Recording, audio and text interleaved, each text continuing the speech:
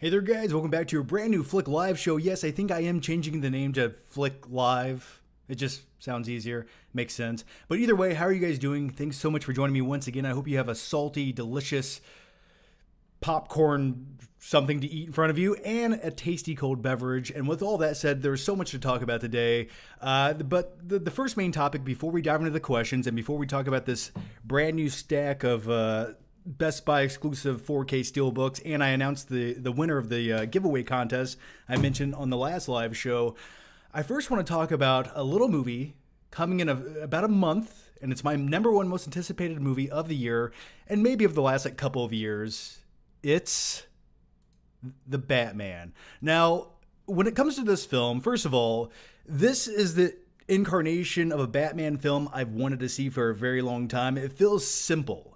Sometimes less is more.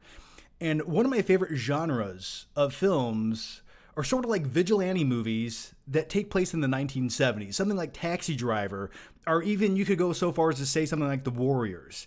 And those vibes are what I'm getting from the Batman movie. Or at least I think Matt Reeves actually said he was influenced by some 1970s films. And that's like when it goes back to like classic cinema, my love for movies like it starts in like the 1970s, like with the Taxi Drivers and the Warriors and movies like that. So that's what gets me most excited about the Batman. But it was just recently announced that this will in fact be the longest Batman movie ever made. And I wanted to talk about some of the previous movies that have come out and the run times for those. So let's just dive into it. Batman from 1989 was 126 minutes long. Batman Returns from 1992 was 126 minutes long, the exact identical runtime of both films. Now, call me a little bit crazy. For some odd reason, I've always slightly preferred Batman Returns. I wouldn't say it's even the better movie, but for me, it just has more things in it I want to see again. And I truly think Danny DeVito's Penguin was underrated. Oh, sure, my French flipper trick. Wah, wah, wah, wah. Not to say Jack Nicholson's Joker wasn't phenomenal, but I love me some Danny DeVito. 5 foot tall, creepy, perverted circus freak who's on the run, kidnapping children. I don't know. I like dark, weird things like that. Don't judge me. Plus, Michelle Pfeiffer's Catwoman in that film, that just oozed sex appeal. And as a young man, I feel like that defined who I am today. Take that however you will. In a weird way, the Penguin defined me as well. But don't tell anybody. So then after that, you have Batman Forever. And that was 122 minutes long. As a kid, I thought Batman Forever was okay, but the first time I saw Batman Forever directed by Joel Schumacher, it almost threw me off because I'm coming from Batman and then Batman Returns, and then I'm jumping into Batman Forever, and it has all these literally the way that Batman Forever and Batman and Robin looks, it looks like the way this video looks right now. It has like these bright fluorescent lights in it. And a guy who can't act very well for the most of the movie. But okay, and then you had Batman and Robin, which was 125 minutes long, but essentially that was a 125 minute long toy commercial with no substance. Now let's get into the good stuff. We had Batman Begins, which sort of re-energized my love for movies. I remember I've always liked movies. I always have since a kid, but then I was like a teenager and maybe I still enjoyed movies. I went to every new movie that came out, but I stopped looking at movies in a special way for a couple of years. Maybe it's because I got my driver's license and I was just into other things at the time. But Batman Begins really did make me look at films a certain way. And it almost in a weird way was like the influence of me wanting to make YouTube videos. But either way, that was 140 minutes long. Then we get into The Dark Knight, which I think most people would argue is the best Batman film ever made. I would probably say that as of right now it is. That's 152 minutes long. And then you get into The Dark Knight Rises, and that's 165 minutes long. Did the movie need to be 165 minutes long? I think you could have chopped out a few minutes in that film and replaced it with things that fix some of the plot holes. But I still really enjoy the movie. And then, speaking of Batman, I'll just tack this one in there. You have Batman v Superman, and that was 151 minutes long, and that's the Dawn of Justice cut of the film. But now we have the Batman coming out in March, and that's 3 hours long. It's 5 minutes short of 3 hours. It's 175 minutes long, and that gets me excited. See, this is what we need. Movies that aren't afraid just to give you that runtime, get us immersed into that story, make me feel like I'm in that seedy environment of Gotham City, and Batman's here to save the day.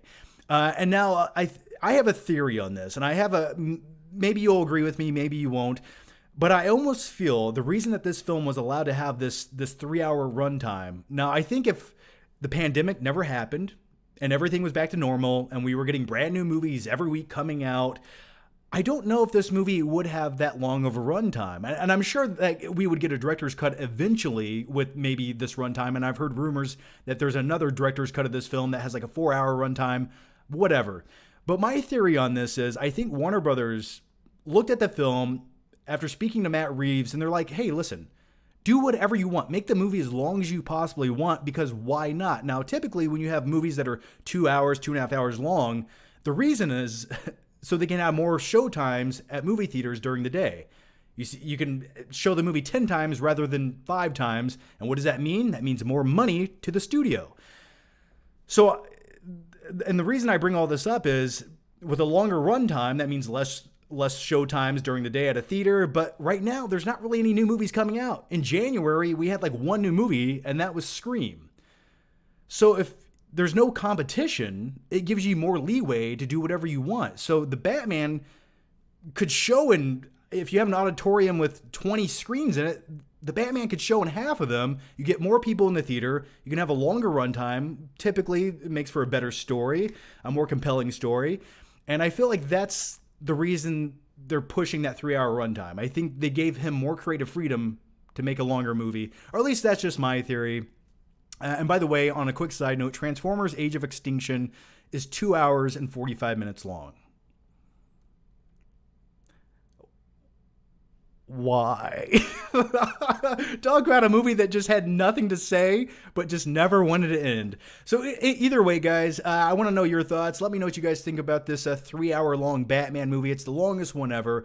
It gets me excited. I just need the movie to be great. Just give me that movie. Give me that vigilante Batman movie we've all been waiting to see for a couple of years now. And this is what my body needs. So yeah, feel free to share your thoughts down below, and we will dive into the questions shortly. Let's see. We have one here. Have you tried the Little Cesars Batman pizza? No. And and it looks utterly disgusting. I did see an image of it on like Facebook or something when I was scrolling, and it looks like, it doesn't look like a bat. It looks like a fallopian tube that blew out or something. I don't know what it is, man. Like, it does not. I almost wanted to order one just to make a video, and maybe I will. But at first glance, it doesn't look like a bat to me. It looks like maybe if a bat jumped off a building and splattered on the sidewalk, it would look like the Little Cesars Batman pizza. But it does look tasty nevertheless. Take that how you will. Batman Begins is good, but way too much shaky cam. Yeah, I think Nolan... Yeah, I agree. I think The Dark Knight is filmed much superior. The look of it, the tone, the color grading. I do think The Dark Knight is like a superior looking film. I think Batman Begins was meant to sort of be ground level, like a guerrilla style filmmaking at times. And I almost feel like Nolan wasn't confident with his action filmmaking style yet, to really give you a lot of those wide scopes or those wide shots you'd want to see. And I do agree. That's like the weak part of Batman Begins. It has some shaky cam. And at times I get why they're doing it from an artistic standpoint as well. Because if you're in a fight with a guy dressed like a ninja or a bat ninja or whatever, he wanted you to feel like you were the criminal in that environment, and you can't really tell what's going on. So that would be one logical reason that they did some shaky cam, though. The Batman looks like it was made by the CW. I'm going to disagree with you. Now, those first images that we have of the Batgirl costume looks like it belongs on the CW. I would say, honestly, in a weird way, and I mean this in a good way, the Batman at times, it looks so simplistic and grounded. It almost looks like it could have been a series, but not on the CW, like on HBO Max or like an expensive series, like Game of Thrones expensive. That's kind of the look I get from it, but that's okay. Because going from Ben Affleck's Batman, which, don't get me wrong, I love it. I love the way he looked. I love the big buff bodybuilder Batman suit that was very inspired by The Dark Knight Returns, when you go from something like that, you almost have to go simple afterwards, or else you're just doing the same thing. So I like the way it looks. Batman Begins is good, but it's the worst of the Dark Knight trilogy.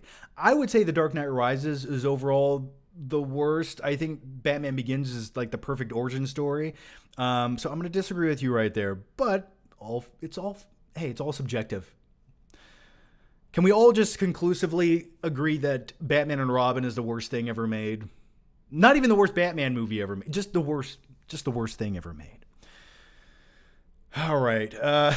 Box office prediction, over $500 million for the Batman. Oh man, I think it's gonna go closer to the $1 billion mark. I really do. It's Batman. Come on, man. I prefer Batman Returns as well. Well, thank you. Yeah, I always have. Ever since I was a kid, I was like, there's just something about this movie I enjoy watching more. My only complaint is it could use a little more Batman in it, but that's really my only complaint. And plus, if you want to talk about Batman killing people, in Batman Returns, he's just killing people. I remember the opening scene where he gets the call to go into Gotham City when it's being attacked by the circus freaks, and he just hits a guy with his car, the guy dressed like the devil, and he turns his car around on that little spindle thing underneath, which, what a crazy gadget. That only came into use one time. But either way, he spins it around. The guy is in the building. He shoots the flamethrowers on behind the Batmobile, just lighting the guy on fire. He's burning to death. It's like, yeah, justice. It's like that guy he wasn't like doing anything that bad. He was just kind of on the street being crazy, and you burned him alive. I always remember that as a kid. I'm like, yeah, that's how criminals need to pay the price. You got to burn them. The next one, any Michael Bay movies over 2 hours is torture porn. More or less, yes. 99% of Michael Bay movies are torture porn. Not to say I don't enjoy The Rock and a handful of others, like The Island, I think is truly underrated. But in the last like 15 years, yeah, every Michael Bay movie isn't that good. Dark Knight Rises is that good. It's amazing. I do love The Dark Knight Rises. I really do.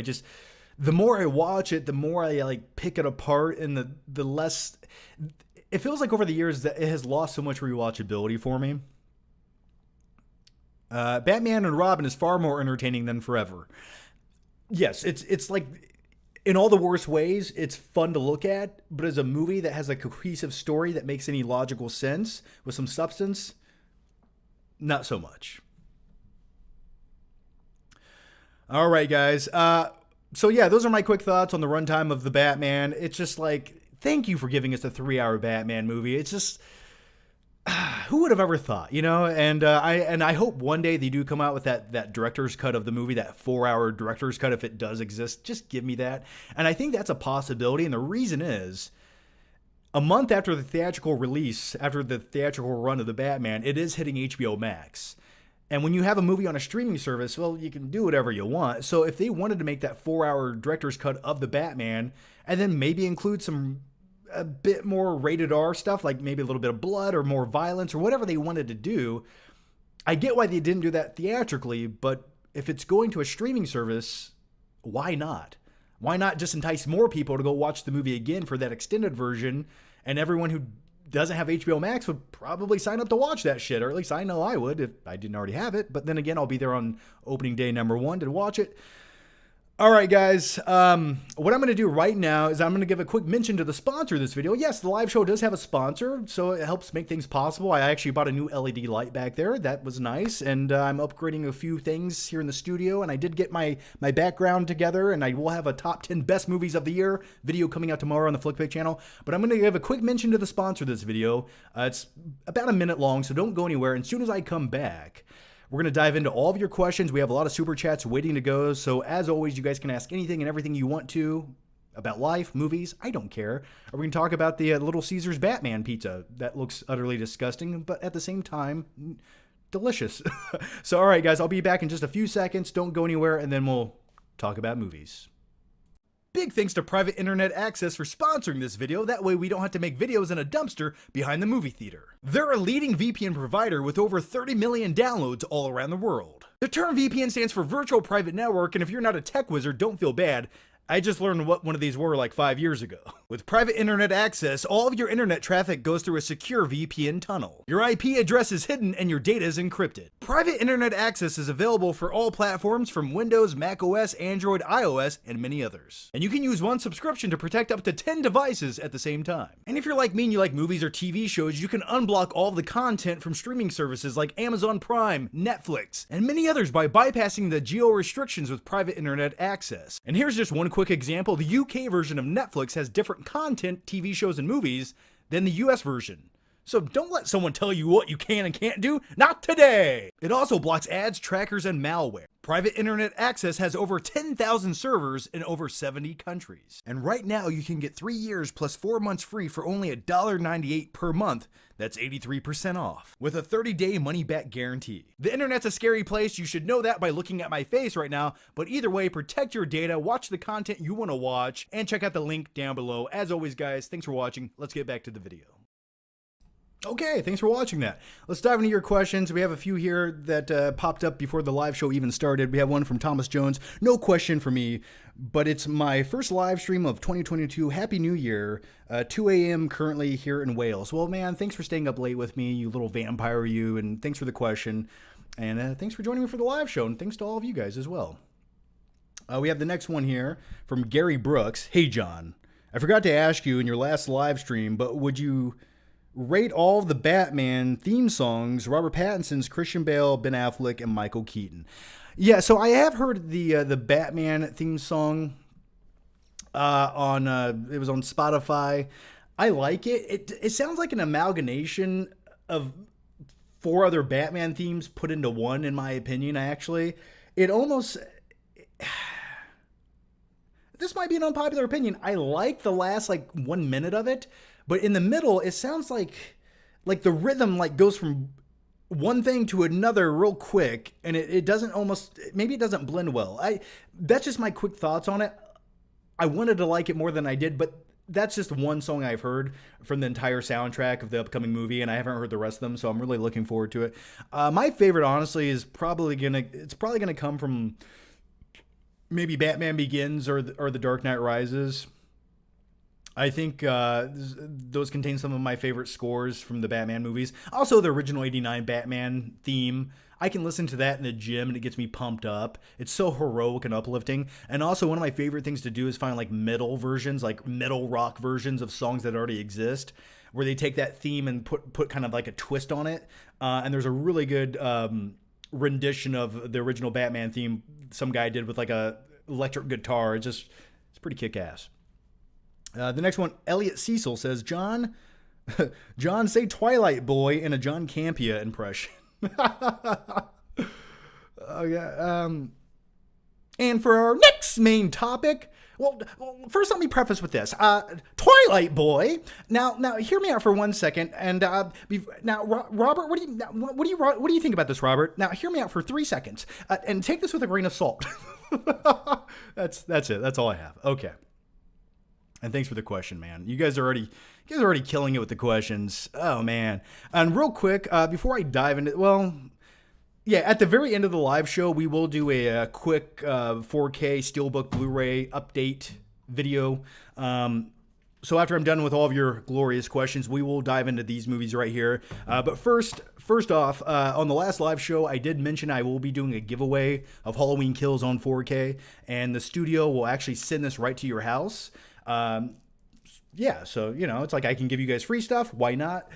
So I did pick a winner. I emailed the winner already. It was Michael. So Michael, congratulations. I emailed you. You gave me your address. I know where you live. Don't get scared now. But either way, this should show up in your mailbox very soon. So look out for that. And we'll talk about the rest of those movies at the very end of the live show. So don't go anywhere. But first, let's just dive into these questions, man. I'm ready. Okay, the first one comes from Skylar Wheelock, who had a Streamlabs donation, which, by the way, the link is down below. I prefer that method because YouTube takes a very large cut of the super chats. It's you guys have billions of dollars.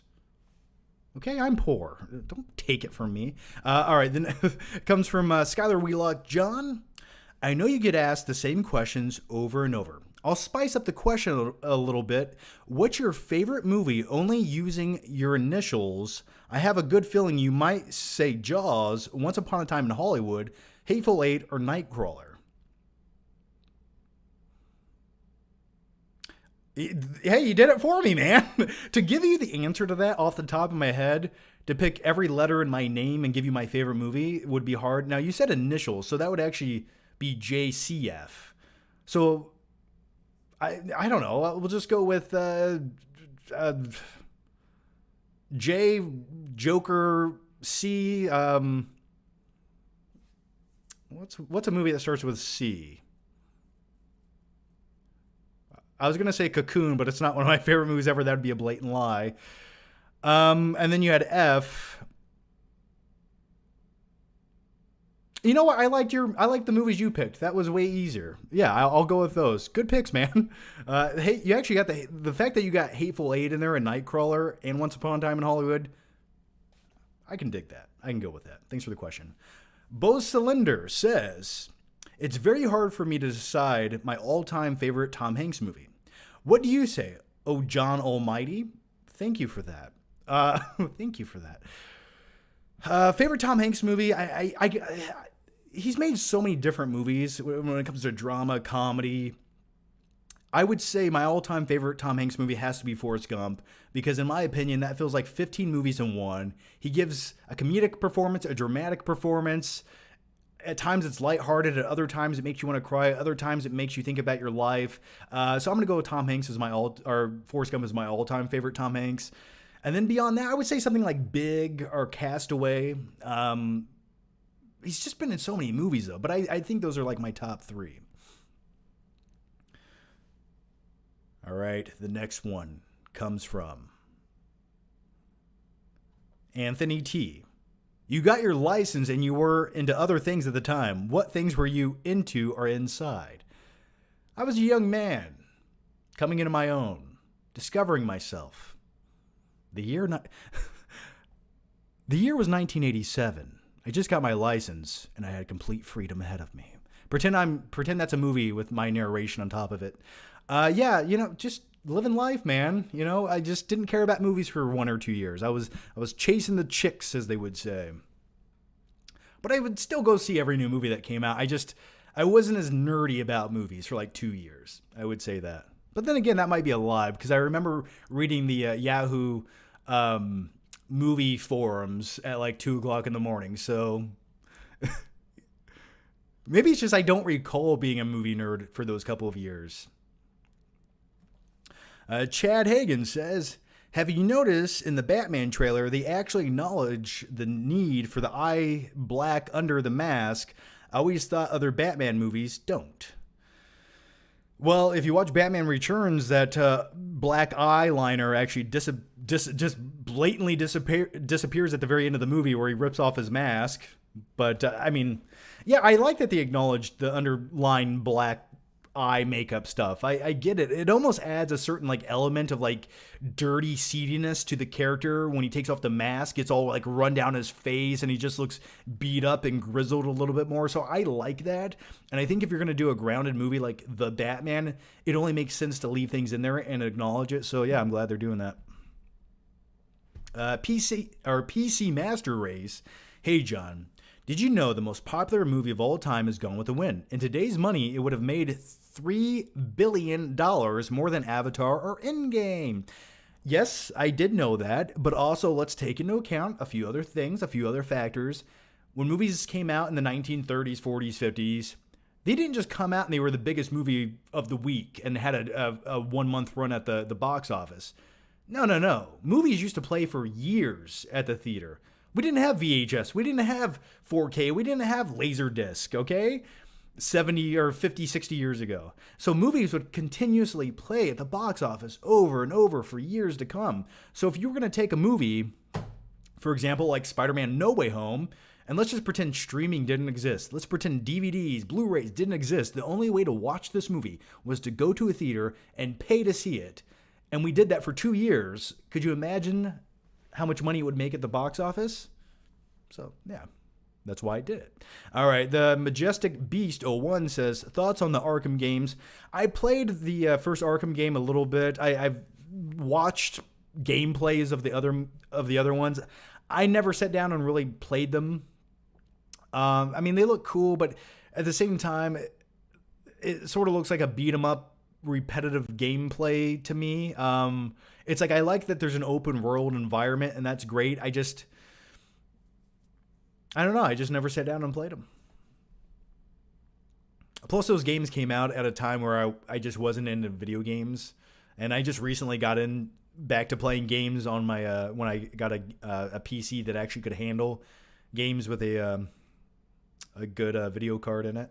Lucas Bernowskiewicz says, if the Snyder Cut was 3 hours, what would you cut? Are you saying I have to cut things out of the Snyder Cut, or I have to? What's the question? What would I cut if the Snyder Cut was 3 hours? I don't know. I think are we talking about the Snyder Cut of Justice League? What would I take out of it?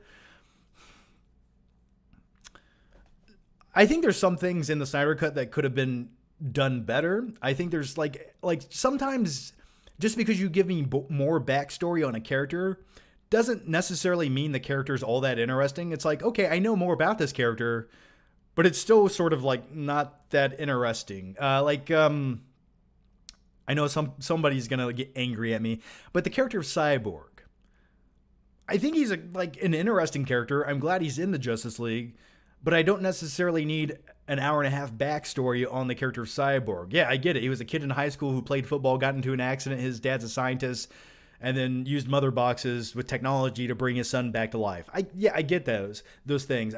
For me, it's not that interesting of a character. One other scene I was thinking about when it comes to the Snyder Cut of Justice League, it's the scene where the Flash saves a girl that wrecks her car, and there's like slow motion hot dogs flying. I think that scene's I don't like that. I think it's kind of stupid. I think that's a dumb scene. And if you watch it very closely, out of all the things for the Flash to save the day doing, I think it could have been something more unique than just a car crash. And if you watch it very closely, if you look at the actress's face in the car flipping upside down, she's not even afraid. She's just going in slow motion. And something about that instantly takes me out of it. Watch it next time very closely and think about what I just said to you. Anyone else agree with that, or do you even know what I'm talking about right now? Joseph Knowles says, hey, John, do you prefer Batman Returns or The Dark Knight Rises? Honestly, I think that's a tough one to say. It really is difficult to say. I think The Dark Knight Rises is probably overall the better cinematic experience, but there's so much nostalgia with The Dark Knight or with Batman Returns, and there's so many great elements to it. I mean, you could say some of the things are a little bit hokey. I mean, they do attach bombs or missiles to penguins. That's kind of silly. So I'd probably say The Dark Knight Rises is the superior film, but I could watch either any day of the week. Someone said they're excited to watch Moonfall. Why? Why? Now, I will be watching Moonfall. Yes, I will. I will watch the movie. I will, at minimum, do a first reaction with my thoughts on the movie after I watch it. Maybe a review, but a guaranteed first reaction video. And I will be seeing Jackass Forever Tuesday at a press screening in Columbus. So if you live in Columbus and you're going to that press screening, hey, I'll see you there. I'm really looking forward to Jackass Forever. I have a lot of things I want to say about just Jackass in general, but I'm really looking forward to it. David F. says, do you plan on seeing Moonfall? We just talked about that. I saw an advanced screening of it 2 days ago. It was over the top that the top was just a dot from where the movie was. Super effing dumb and extreme in classic Emmerich fashion. The thing about Roland Emmerich is the guy used to make decent movies. He really did. Independence Day is a great bombastic summer movie, right? And it's a disaster movie, but at least it had story in between the disaster scenes that was interesting to watch. And then he made a movie, and I think it's an underrated movie, The Patriot, starring Mel Gibson, which is a phenomenal movie. And I would say overall it's probably one of the better Roland Emmerich movies that wasn't just complete disaster porn. And then into the 2000s, they said, you know what? We don't care about story. We don't care about charisma. We don't even care who's in the movie. We just want to blow up things with CGI. Do it. And then we got a slew of those movies. And they just got worse as they progressively went on. And Moonfall, to me, the movie looks like it belongs in 2000. Like, this is a movie that we should have gotten like 2002, but now we're getting it again. And I don't know why. I don't know who asked for this. I don't know why it's coming out. It's just, I feel like disaster movies like this that are just surface level, I don't feel like they have a place anymore. I don't feel like people are like clamoring to see these types of movies anymore. Or at least I'm not. Like the movie 2012 for me, like I've watched it many times. It is fun to look at, but it's a terrible movie. So, but yeah, with all that said, I do kind of want to watch Moonfall right now. It's just the same shit again. It's just like, let's just blow up Earth. How can we do it? Aliens? Climate change? Nah, just the moon hits it. Okay. Claudia Rojan says, best line in Batman Returns, eat floor high in fiber. Yeah, eat floor. Yeah, I remember that. And then he knocks Catwoman off the side of a building where she could have died. But thank God there was a dump truck driving right under the building where she fell off onto, filled with kitty litter. It is a bit hokey when you think about it. By the way, I'm excited but also skeptical. I hope for the best for Bats. I think The Batman will be a good movie. I really do. Hey, maybe it won't be the best Batman film ever, but it'll be the longest. All right, the next one comes from Joseph Knowles. Just rewatched 2008 Rambo movie last night. The movie is so badass. Why couldn't the Expendables be more like that? Joseph, I completely agree with you. I don't know why the Expendable movies couldn't take themselves a little bit more serious and actually film action sequences in a way that was pleasing to look at. They just feel so junky. They feel like straight to VHS movies from 1997 or something. I agree. With the Expendable movies, I was always like, that is such a waste of potential and star power. Like, I get they're all in the movie and they're fighting and shooting things, but it's, what do you remember about any of those movies? The only scene, there's two scenes in all the Expendable films that stand out to me. It's Jean-Claude Van Damme doing a roundhouse kick, and it's the scene in the first Expendables with Terry Crews with an automatic shotgun. Beyond that, like, those movies just blur together to me. Waste of potential. Stephanie Myers, have you played any of the Batman Arkham games? If so, do you have a favorite things? I actually talked about that a little bit earlier. I played the first one for a little bit. I didn't beat the game. I had a friend that actually played, I think, the second one. And I remember sitting there one day, and I was over at his house or whatever, and I watched him play the game for like 2 hours. And I was like, oh, that was fulfilling enough. I was like, okay, fine.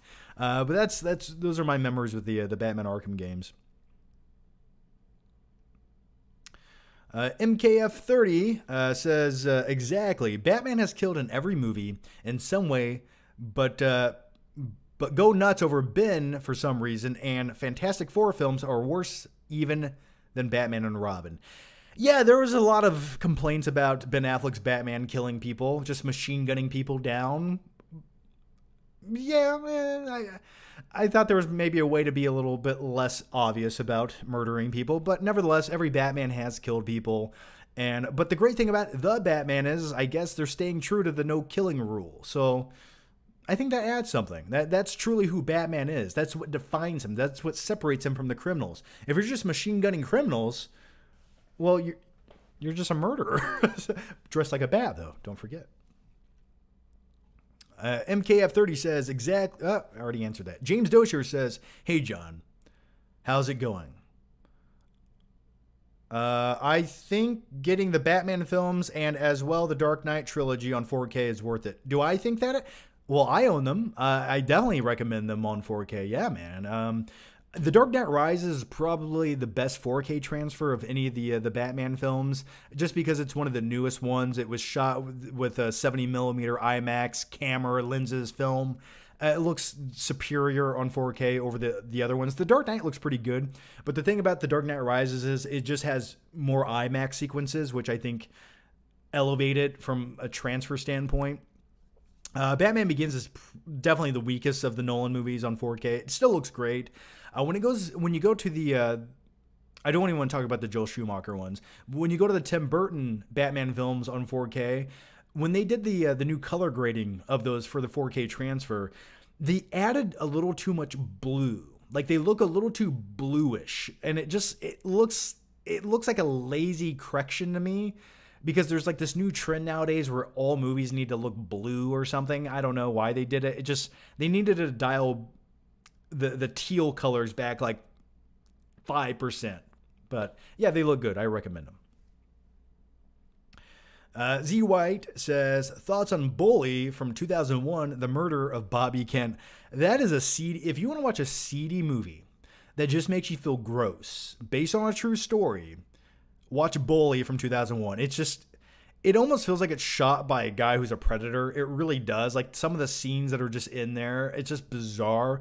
But man, that's I had a friend, and he and I would always reference Bully, like, and just like because there's like, I find humor in the darkest movies ever. I just do. I don't know why. And but man, yeah, Bully is a seedy movie. It's just like white trash down in Florida being white trash, and just like some things go crazy and bizarre, but keep in mind it is based on a true story. That's what makes it so great. And that's another reason I'm scared to go to Florida, is because of the movie Bully. James Dozier says, have you seen the movie Weird Science from 1985? Of course I have. I've actually talked about Weird Science, and I actually have a story for you. This is a true story. I remember at some point back in like the early 90s, I was staying at my cousin's house or a friend's house, and I specifically remember we took Barbie dolls and G.I. Joes and we put them in the microwave because we thought it would turn them into a real person. Now, had the Barbie doll turned into a real person, I don't know where the events of my life would have went or what would have happened, but all I can do is tell you I tried. So yeah, I have seen Weird Science. I like it. I love it, man. It's one of the must-watch 1980s flicks. Nev Soul says, hey, John, would you date Pamela Voorhees? Pamela Voorhees? Who's Pamela Voorhees? I was thinking of Jason Voorhees. Oh, Pamela Voorhees, the mother of Jason Voorhees. That's where I was going. I forgot her name was Pamela. Mommy? No, I would not. No. Thank you for the question, though. I love. See, thank you. You donated $5 for me to answer that question. And I did. So I thank you. Joseph Noel says, "Have you been wheezing the juice?" I love me some Pauly Shore. Hey, wheezing the juice. It's like only Pauly Shore could do those things, and somehow they put him into movies. But I love things like that. And now you just made me want to watch Encino Man. If you've never seen Encino Man, go watch it. It's not the best movie, but it's a great early 90s movie. Raymond Watt says, what is your favorite Ingmar Bergman film? Let's see. Let's look at the filmography here.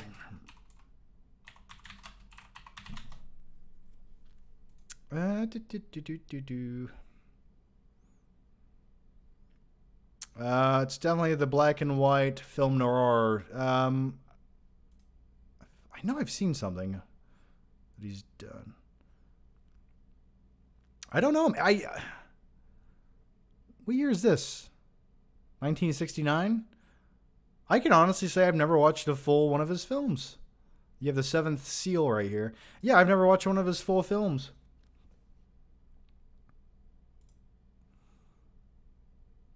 Yeah, I'll add it to the list. I don't have a chance to watch a lot of classic cinema from the 1950s and 60s because I'm too busy talking about movies like Moonfall. All right. The next one comes from Elliot Cecil. John, say like a bantha using a boba impression. Like a bantha. I don't know. Speaking of the book of Boba Fett, the best thing about that series so far has been episode 5. Because it wasn't about Boba Fett. I'm sorry. I think Boba Fett, honestly, what they're doing with him is everything you don't want to see them do with the most prestigious bounty hunter in the galaxy.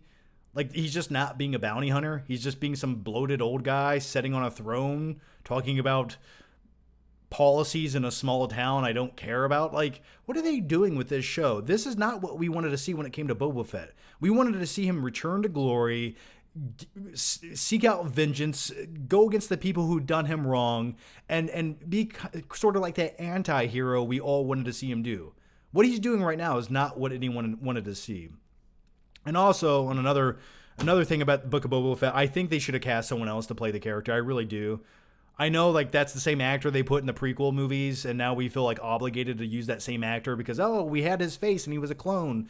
But I think they should have recast. I really do. But either way, go watch episode 5 of Book of Boba Fett. And then don't watch anything before that because it doesn't really matter. Carter Lovejoy says, you should do a Little Cesars Batman pizza mukbang for the next stream. You know what? With all this Little Cesars Batman pizza talk, I really feel like I need to do a video, like an unboxing video or something. That's a good idea. But I'll eat one bite of it and I'll just throw it out my window. There's actually a dumpster outside of my balcony of my apartment. I'll just have a shot of it just flying off my balcony into the dumpster, but it actually doesn't make it. It just splatters on the side and slowly slides down. See, now that right there makes me want to make the video. All right.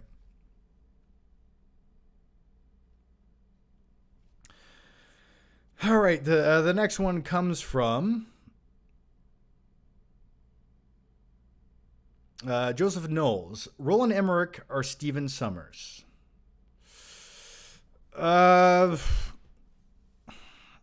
They both have made a few good movies I enjoy. Yikes, John's chat must not be in order. Is it not in order? I don't know. I'm going down the list of questions. Amariah, if I do miss a question, please let me know. I will get to all of them. Don't worry.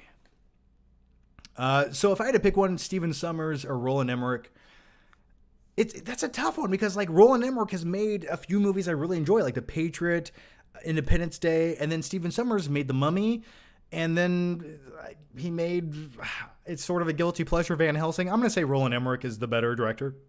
He's made better movies. Yeah, I'm gonna go with Roland Emmerich on that one. Obed Zaga. I really like the vibe of the first Terminator. Yeah, I do too. It's definitely, like I was mentioning earlier, when it comes to like filmmaking, it sort of has that guerrilla filmmaking style. It doesn't feel like it's overproduced. It doesn't feel like it has this huge budget to put everything on a crane and use steady cams. It feels like handheld camera work, not shaky cam, but handheld camera work.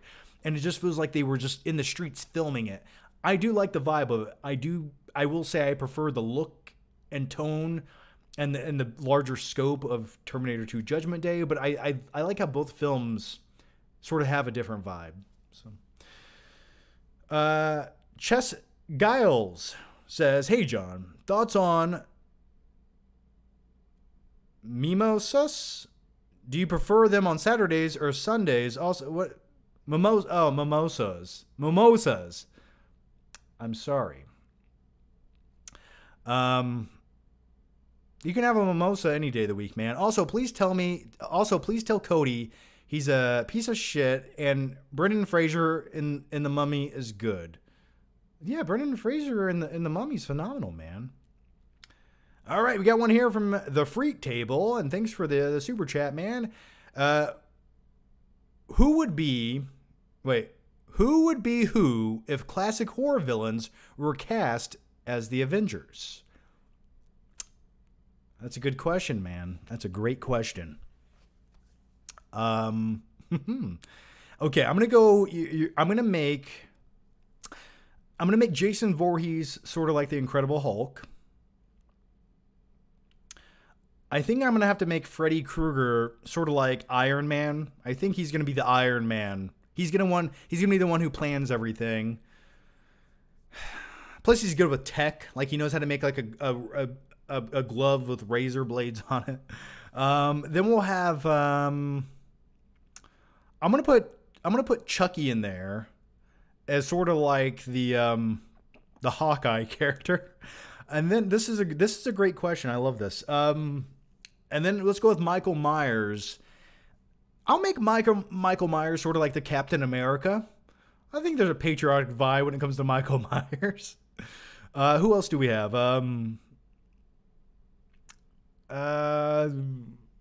Is that enough? Did I answer the? Who can Hellraiser? Hellraiser will sort of be like the like Scarlet Witch. Yeah, I'll go with that. Is that sufficient? I feel like that was sufficient.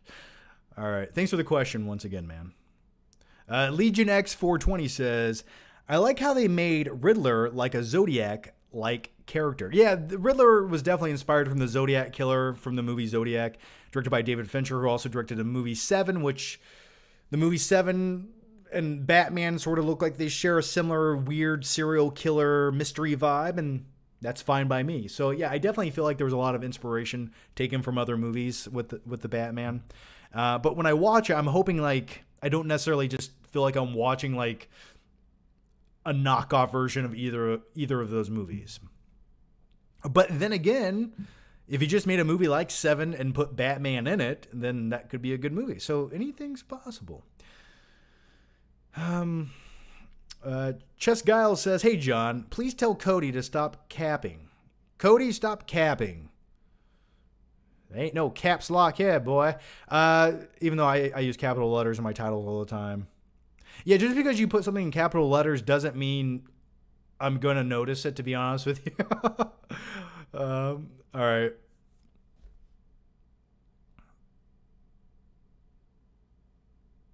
Skylar Wheelock says, you have to watch episode 5 of Boba Fett. You'll love it. And have you started Peacemaker? John Cena is hilarious in it, and the character Vigilante is like a lovable sociopath. Let me tell you what the character Vigilante is like. He's like a poor man's version of Deadpool. And no one's saying that. He literally feels like they watched the movie Deadpool, and it almost feels like when the Vigilante's talking, it feels like Deadpool. I mean, it's very similar in so many ways. Like, it's not as... Now, it's like the it's like the PG version of Deadpool, yes, but it reminds me of Deadpool. I have watched a few episodes of Peacemaker. I like it, but it's not necessarily a series that I need to binge watch. Like, I only watch it when I have nothing better to do, and I'm, like, eating food. Like, I feel like some of the episodes just, like, do nothing for 40% of it, and then they finally do something for 10 minutes, and then not much else happens after that. I just don't feel like they're all that compelling. I don't feel like it's that amazing of a series. But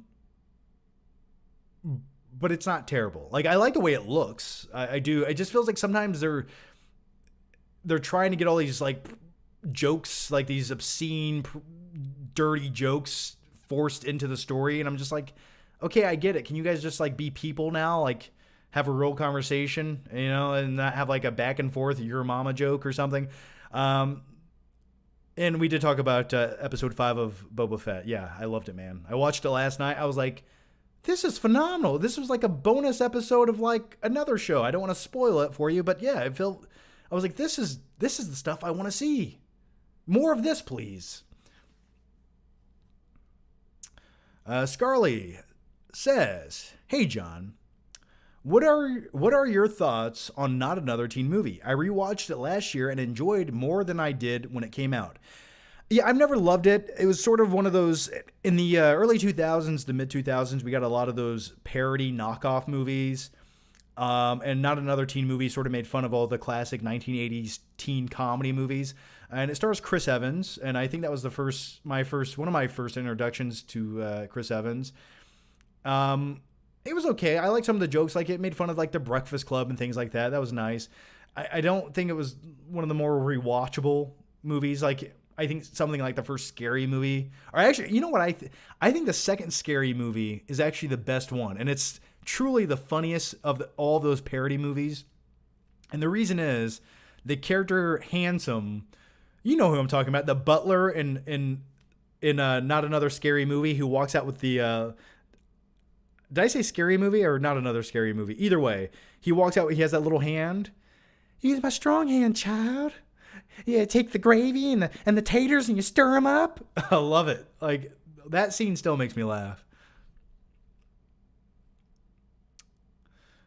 David says, "Hey, John, I have a kind of invasive question. Have you ever struggled with mental health?" I think everyone has to some degree. I mean, yeah, sure. There's times where I've gotten depressed and I procrastinate quite a bit, and then you sort of like let your own thoughts weigh you down. And yeah, I think I definitely have dealt with depression. Absolutely. I understand if it's too personal. Nothing's too personal. Not now, not ever. That's what I'm here for. Okay? I'm not here to hide anything. I don't want to hide behind any walls. I'm an open void. Take your trash and throw it in it.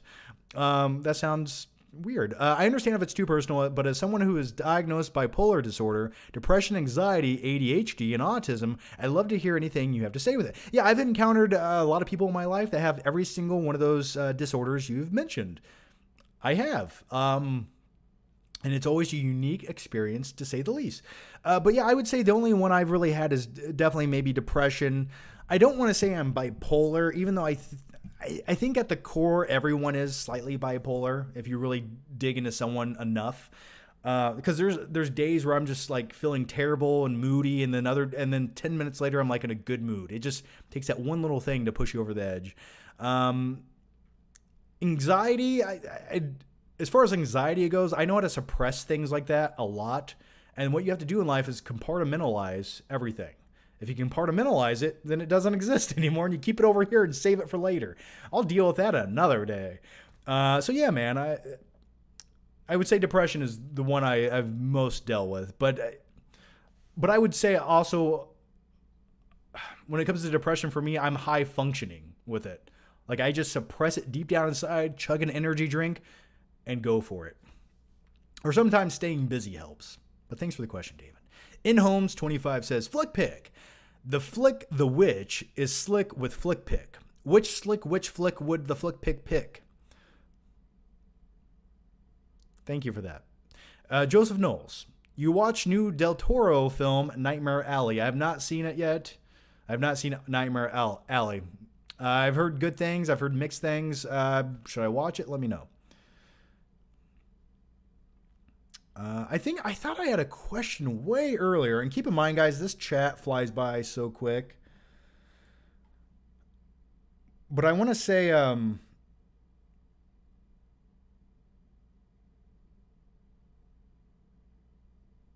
where are these questions at? Let's see.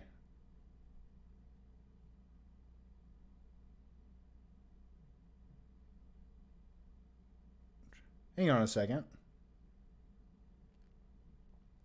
Okay, hopefully we get to them. Okay, I was making sure I was hitting all the questions here, because sometimes on my side of things, some of the super chats don't pop up. So I'll make sure I get all of them, so don't worry. Don't get scared now. A-Train98 says, "Hey John, have you seen We Need to Talk About Kevin?" I have not. I've heard of that movie so many times over the years. I've never watched it. I've seen the cover of it, and it looks really enticing. Is that the one that looks like a Napoleon Dynamite on the cover? But no, I've never seen it. Jack Taylor says, "Hey John, Batman Forever, starring Val Kilmer, Tommy Lee Jones, Two-Face, and Jim Carrey the Riddler, seemed to get a bad rap. What do you think about it, if anything?" I talked about that earlier. Even as a kid, I thought the tone was not the Batman movie I wanted to see. Like, I enjoyed it, but I was like, no, this isn't like Batman Returns. This is something else. It feels like a musical. It feels like a live action musical with Batman in it. That's how those movies feel to me. Stan Adrian says, "Is Mission Impossible Fallout a movie you often watch?" I think it looks great on Blu-ray. Yeah, Mission Impossible Fallout looks phenomenal on 4K because practical effects, the way they filmed it, it looks amazing. Yeah, I've watched it a handful of times since it originally came out. So, yeah, that and Ghost Protocol are my favorite Mission Impossible movies. And by the way, speaking of Mission Impossible, Mission Impossible 7 was delayed another year. Like, stop. Just stop. And I think I blame it on Tom Cruise. I really do. Nev Soul says, thoughts on the new fat Bridget Fonda? I have no thoughts on the new fat Bridget Fonda. Marcus Sidras, thanks for the super chat. No question, though, Marcus. But thanks, man. James Doshier says, I watched the new Mortal Kombat. I didn't hate it, and I still think it's a terrible movie and would rather watch the original 95 film. Yeah, the new Mortal Kombat, for me, I did not like that much. I thought it was really underwhelming. It felt like 2 episodes of a Mortal Kombat series. Like if they made like a 10 episode series of Mortal Kombat, this movie felt like the first 2 episodes, but not a movie. That's the best way I can describe it. And yeah, I'll watch the 95 any day of the week, man. Michael Parton says, not really looking forward to Moonfall. Not many people are. I don't think it's going to do that well at the box office, but I will watch it. I love watching lackluster CG blow up. Forbidden Fruit 73 says, have you seen Roadrunner, the documentary about Anthony Bourdain? I don't think I have. The last documentary I watched was probably Val, about Val Kilmer's life. And I thought that was really good. I wish they actually would have dived in a little bit more into some of his filmography. They do touch on a lot of his big movies. Like he does touch on making Batman Forever. And he talks about the reason he didn't make Batman and Robin. But I could have watched 25 more minutes of that aspect of it. Jack Taylor says, rank the best theater chain popcorn. For me, theater popcorn is typically hit or miss. Sometimes it's good. Other times it's utterly disgusting. Sometimes it's way too greasy. Sometimes it's way too salty. Sometimes it's cold. It just really depends. I mean, there's nothing better than fresh movie theater popcorn. You know, the stuff they just made, it's hot, it's good. I don't add butter to my popcorn. Especially the butter at movie theaters, because it's not real butter. It's like saturated battery acid with cow lard in it. I don't know what it is, to be honest with you. And that's coming from a guy who used to work at a movie theater. And that stuff always looked so gross to me. It just looked like it was going to clean my bowels out in a way I did not want them cleaned. But yeah, I like movie theater popcorn. But nowadays, I typically never get popcorn at a theater. I only really eat popcorn at home when I watch movies. So those are my thoughts on movie theater popcorn. It really depends. It depends. It's not necessarily the theater. Though I do remember, actually, they had a theater chain called Carmike, and they don't have it in my town anymore, but they used to have like 20 different flavors of popcorn, and that was pretty cool. MVS says, was thinking of buying a Blu-ray player. I currently use a PS5. I own an HDMI TV. So which player would you recommend? Also, should I get certain speakers? I would say you're talking about Blu-ray players or 4K players. I mean, whatever cheap Blu-ray player you want to get. You don't really need one if you own a PS5, man. If it plays Blu-rays, why buy another Blu-ray player unless you have another TV? I would just stick with the PS5. I mean, changing the player isn't necessarily going to do much. It's still going to play the optical disc more or less the exact same. But for me, I have a 4K player. It's a Panasonic. I used to own a Samsung, which I still own, but that's what I'm currently using. As for speakers, it just depends. That's too broad of a question for me to give you a really good answer. My recommendation would be, depending on the room, if you're putting it into a small room, definitely look into a soundbar setup that has rear satellite speakers. It's an easy surround sound solution. It sounds pretty good. It's not complicated, and typically it's cheaper. And you don't have to have a receiver to plug 18 wires into. So I would look into something like that. I currently have a Vizio surround soundbar system. Sounds good to me. I live in an apartment, so I can only have it so loud without being an asshole neighbor. So that's what I'm currently using.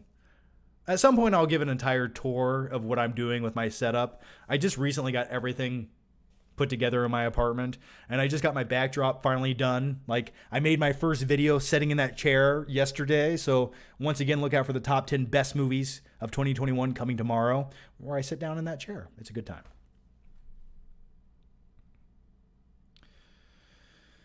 Mason Arnold says, I'm so excited to hear the Riddler's theme in the Batman. I hope it's super ominous.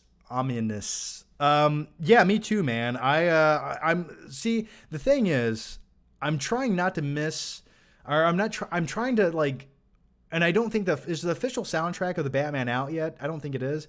It usually comes out like the week of the movie. But I try to avoid the soundtrack to movies I want to see because I want to be surprised when I hear the music and the theme. I want to see the movie as I'm hearing it for the first time. But then once I watch that shit, then I download every song on Spotify and listen to it in the gym. We got a few super chats here. Let's see. We have Carter Lovejoy. Pattinson went from playing a bat 14 years ago in 2022, and he's playing another bat this time, but better. In a way, yes, very true. Very true. But he's still pale looking, isn't he? I wonder if this Batman glitters under the bat signal at night. In my dreams, he does. Josh Coffey says, did you notice the Riddler gang in the Batman trailer? Well, yeah, I did notice the Riddler gang, per se. Also, I have some theories about that movie. Like, the one guys with the white painted faces, I have a feeling that at some point in the movie, they sort of like respect Batman as a symbol and almost help him in a way, like sort of being the eyes and ears of Gotham City. And I think this comes from the comics. Are they called the Sons of Batman or something like that? Where essentially like, because Batman can't be everywhere all the time. So he needs informants. And I almost feel like that gang that the guy that he beats the shit out of in the trailer, I feel like that gang respects Batman after that and they sort of help him. That's just a theory.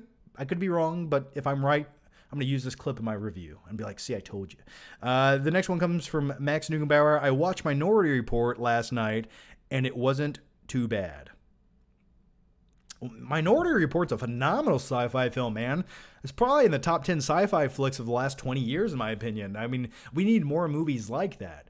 That's one of the last great Spielberg movies he's ever made. Yeah, I like it. It's a good movie. And I'm glad you enjoyed it.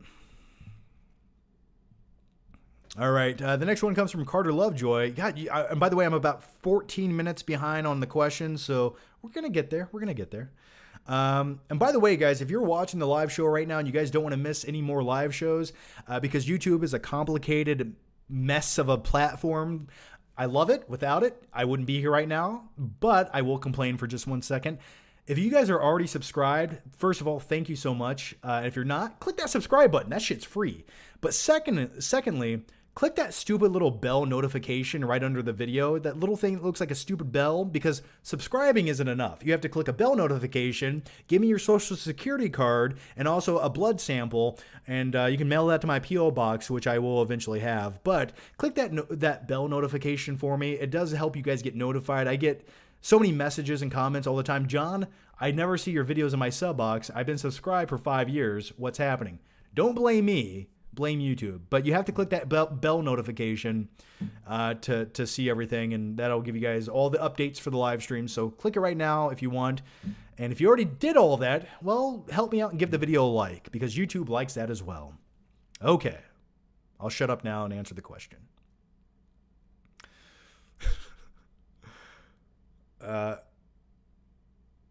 Carter Lovejoy says, what's a movie you like that everyone else hates and a movie you hate that everyone else likes? I get that question a lot. I mean, I love shitty movies like Roadhouse, Waterworld. I like those movies. There's some movies that many people would only probably want to watch once in their life and never again, but like these are movies I can rewatch all the time. That would be my top 25 movies of all time. Like movies like The Patriot, movies like Robin Hood, Prince of Thieves. I love those movies. Like one Tarantino movie that I think people like, but probably would not want to rewatch over and over again is The Hateful Eight. I watch that movie like once every 2 months. It takes me to a weird happy place. What is that happy place? Blood, gore, and violence. That's what it is. So those are a few movies. A movie that everyone else loves but I hate. It's usually always like one of the Academy Award-winning movies of the year. I'm just like, really? Really? Is anyone going to have a conversation about that movie a day after they see it? Probably not. Like the new, oh, I know one. A Star is Born, starring Bradley Cooper and Lady Gaga. I don't like that movie. I don't care about the characters. They're two toxic pieces of shit coming together, and you want me to care about their relationship status? He's a drunk and she can't make up her mind. I don't care about these people. Yeah, so A Star is Born. That's one I don't like. All right.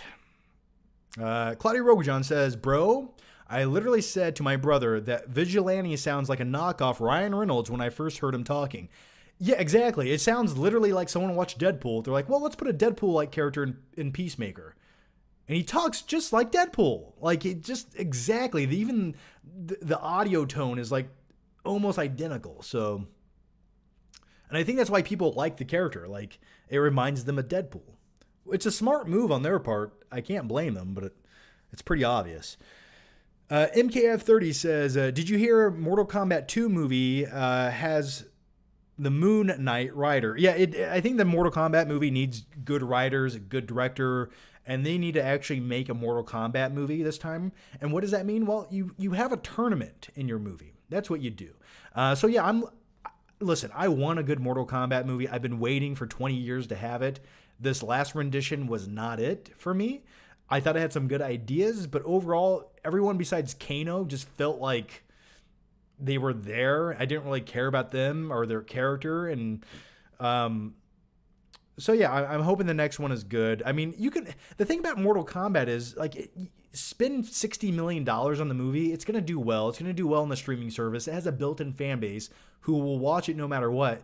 But just make it more than just another video game movie. Make it like this really cool, fantastical action film with some great fight choreography.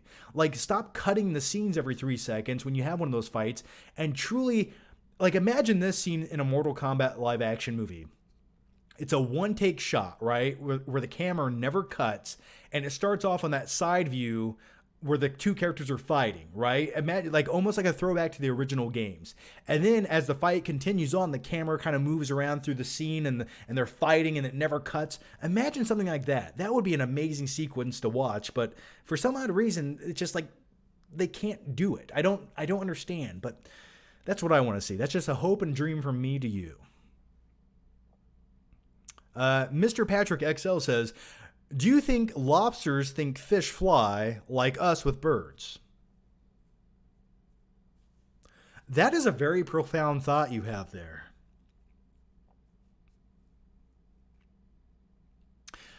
But lobsters can also kind of like swim around. They can use their pinchers and swim and float through the water. So if they were only stuck on the sand at the very bottom, that logic would apply. But that is a profound thought. That is the profound thought of the night, everyone. And with all that said, I feel like eating some shrimp. Shrimp are essentially the cockroaches of the sea, but they taste so good. Dustin Rich says, excited for She-Hulk, Daredevil might show up. Not really. I'm really not excited for She-Hulk. If there's ever one series that feels like it doesn't need 8 parts to it, it's something like She-Hulk. Like, the character of She-Hulk could be in a series. She could be like a secondary character, but to have every episode where she's just like, okay, I'm a lawyer, but now I'm big and strong and I saved the day. Like, I don't know. I just don't feel like there's enough there to justify a series. Like, that's something that would work best in like a short, like in a movie. Like, but to have like an entire story revolving around it, I don't know. Something about that doesn't really entice me. I mean, it sort of reminds me of the shitty Lou Ferrigno Hulk series back in the early 80s. And there's a certain charm about those. And I like looking at big muscle-bound dudes painted green. Don't get me wrong. That's not what I'm saying. But some characters don't need their own series.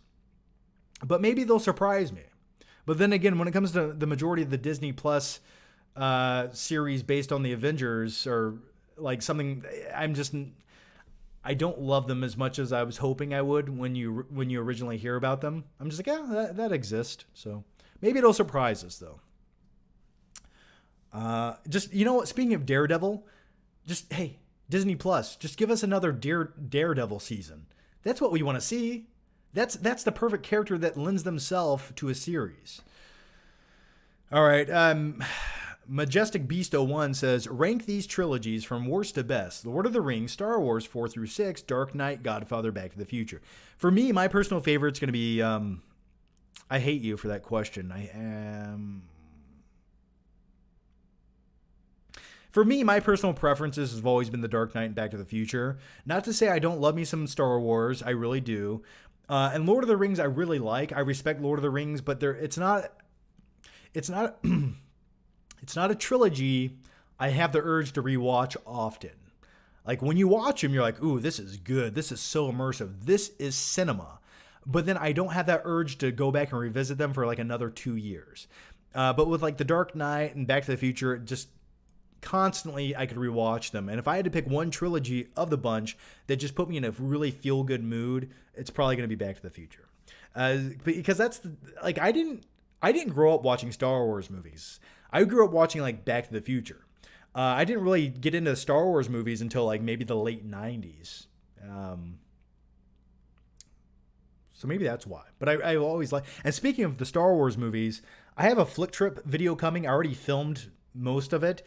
I went to a store and I bought 17 new 4K movies that were setting out just ready for me to buy at a really good deal. It's all these movies sitting back here that I wanted to buy for a very long time on 4K. And it was such a good deal, I couldn't pass up on it. That'll be the new Flick Trip video coming probably Sunday or Monday. So look out for that. It's going to be a good time. Z White says, you ever cheat or been cheated on? We won't judge. I've dated a lot of seedy ladies over the years. So technically, yeah. But not since probably not since college or high school, to be honest with you. Chess Giles says, hey, John, Cody wants to watch. Who's this Cody we're talking about? Cody wants to watch a movie. Please help us choose between Step Brothers, American Psycho, The Mummy. Spare us your biasness. So you want me to help you pick a movie, but you don't want me to be biased. You want my personal preference without my personal preference. Okay. You know what you're going to go watch? You're going to go watch Paul Blart Mall Cop. That's what you're watching if you don't want my biasness. That's your punishment. And next time, it will be more severe. Mike Spoon says, my friend and I watched Nightmare Alley, and man, oh man, it was disappointing. That's what I heard. It was disappointing. That's why I wasn't all that enticed to watch it. The acting by Bradley Cooper was amazing, and the cast was solid, but I just found the overall story to be pretty dull. Yeah, that's typically the issue with a lot of movies. You have all this star power, but they just can't, they don't have a good story. So no matter how great the performances are, you just don't give a shit about what anyone's doing, because by the end of it, none of it matters. So yeah, I'll probably watch it never. Steven Stanforth, or is it Staniforth? Steven Staniforth says, John, out of all your exes we've seen on your channel, who would win in a fight to the death and why? I dated one who was into MMA and actually had participated in a few MMA cage fights. So probably her.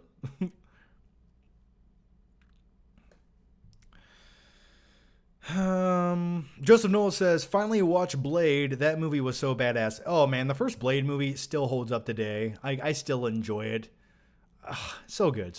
But I always remember the line in Blade Trinity, which is a terrible movie. It has Ryan Reynolds in it and Jessica Biel. Sort of a guilty pleasure movie. But I like the scene where Blade is talking to Ryan Reynolds and he's like, you think you can roll with this? I've said that many times. Anyway, yeah, I like the first Blade. Max Nugenbauer says, in my opinion, Mission Impossible 3 was the best one until Fallout came out. I think Mission Impossible 3 overall is good, but I sort of liked when the franchise went a little bit bigger with something like Ghost Protocol. And I truly think Ghost Protocol has the best, if not one of the best action sequences ever shot, when he's climbing the bridge of the Burj Khalifa, the tallest building on the planet. That sequence makes my hands sweat. My palms get sweaty when I watch it because I have a fear of heights. And the fact that Tom Cruise was actually on the side of this building that looks like it shouldn't even be in existence, that's just, it's amazing to look at. So, yeah. And the next one comes from Charlie Richstone. Thanks for the super chat, but no question. And by the way, speaking of Mission Impossible 3, I love Philip Seymour Hoffman in that movie. I just love it. I'm going to hurt her. I'm going to hurt her bad. Charlie Richstone says... Wait, where are we at? Okay, we're not quite there. All right. Charlie Richstone says, where is that flick trip, John? It's coming Monday or Tuesday. So look out for it. It's coming. I just got to finish it, but I have the majority of the video shot. So it'll be a good time, I promise. And thanks for the question, Charlie. Mike Spoon says, what's going on, John? I am still baffled at how Argo won Best Picture and Screenplay by Ben Affleck, wasn't even nominated for a director. What are your thoughts, and do you like the film? Side note, thank you for all you do. You truly motivate me, John. Well, thanks, Mike. Yeah, let's talk about Argo.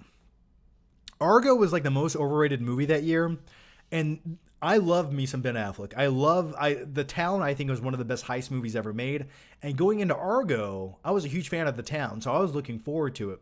And then you watch the film Argo, and you're like, it's okay. Like, it would have been better as like a 5-part mini-series on Netflix, but it's okay. And you don't really remember much about it after you watch it. Like, it's an interesting thing based on true events, but Best Picture of the Year? I don't know about that shit. And somehow it won. But that really says something about the Academy Awards. It's not about the best movie. It's about the political pull that the studio has. And that's usually what it is. It's an inside group of people voting on shit. That's all it is. It's not a court of public opinion. It's just a select group of people voting on stuff. Some of them are paid off. Some of them have connections to studios. That's how Hollywood works. Everyone scratches someone's back. Everyone owes someone a favor. And it's usually not about the quality, but who you know. That's how it works. So that's why you shouldn't put much faith into award shows. Or at least I don't. Get me worked up, guys. This is why I like doing the live shows. It's a place for me to rant, complain, and bitch and cry. But thanks to all 400 of you watching me do that right now. So thank you. Thanks for joining. InHomes25 says, John, what's your favorite cereal? Honestly, I don't eat a lot of cereal anymore. To me, it just tastes like sugar-coated carbs. But if I have to pick a cereal, I love me some like Frosted Flakes. In my old age, I've actually grown to love Cheerios. It just tastes healthy. It doesn't taste like candy. But, you know, I love things like Cinnamon Toast Crunch. Apple Jacks were good. Pops were kind of like the weirdest cereal. It's like, why are we eating these? But for some odd reason, they're slightly delicious. Those are a few. I'm your age and still can't get enough Lucky Charms. Ooh, yeah, I forgot about Lucky Charms, man. The best, you know what I used to do with Lucky Charms? And I haven't really eaten them in a couple of years. But what I do when I pour a bowl of Lucky Charms, you know what I'm talking about. You pour like a base level of Lucky Charms in your bowl. But then you take your spoon and you add some more marshmallows out of the box into the bowl. You need more marshmallows. That's what I do. And I love when the milk turns like a different color from all the marshmallows in it. Oh, so glorious. Now I want a bowl of Lucky Charms. Charlie Richstone, thanks for the super chat. No question, but thanks, Charlie. Jack Taylor says, apologies if you've covered this, but thoughts on Peter Jackson's Get Back, Beatles documentary. What's your favorite Beatle? Probably Ringo. I don't know. Maybe Paul McCartney. Either one would work, I suppose. Probably Paul McCartney. He seems like a really cool dude. But Ringo also feels like a really down-to-earth guy. I did not watch the documentary yet. I was never like the biggest fan of the Beatles.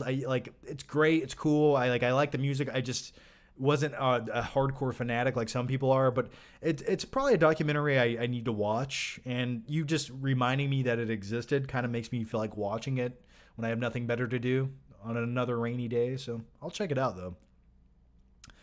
There's so much stuff to watch. It's almost overwhelming. Like, how do people...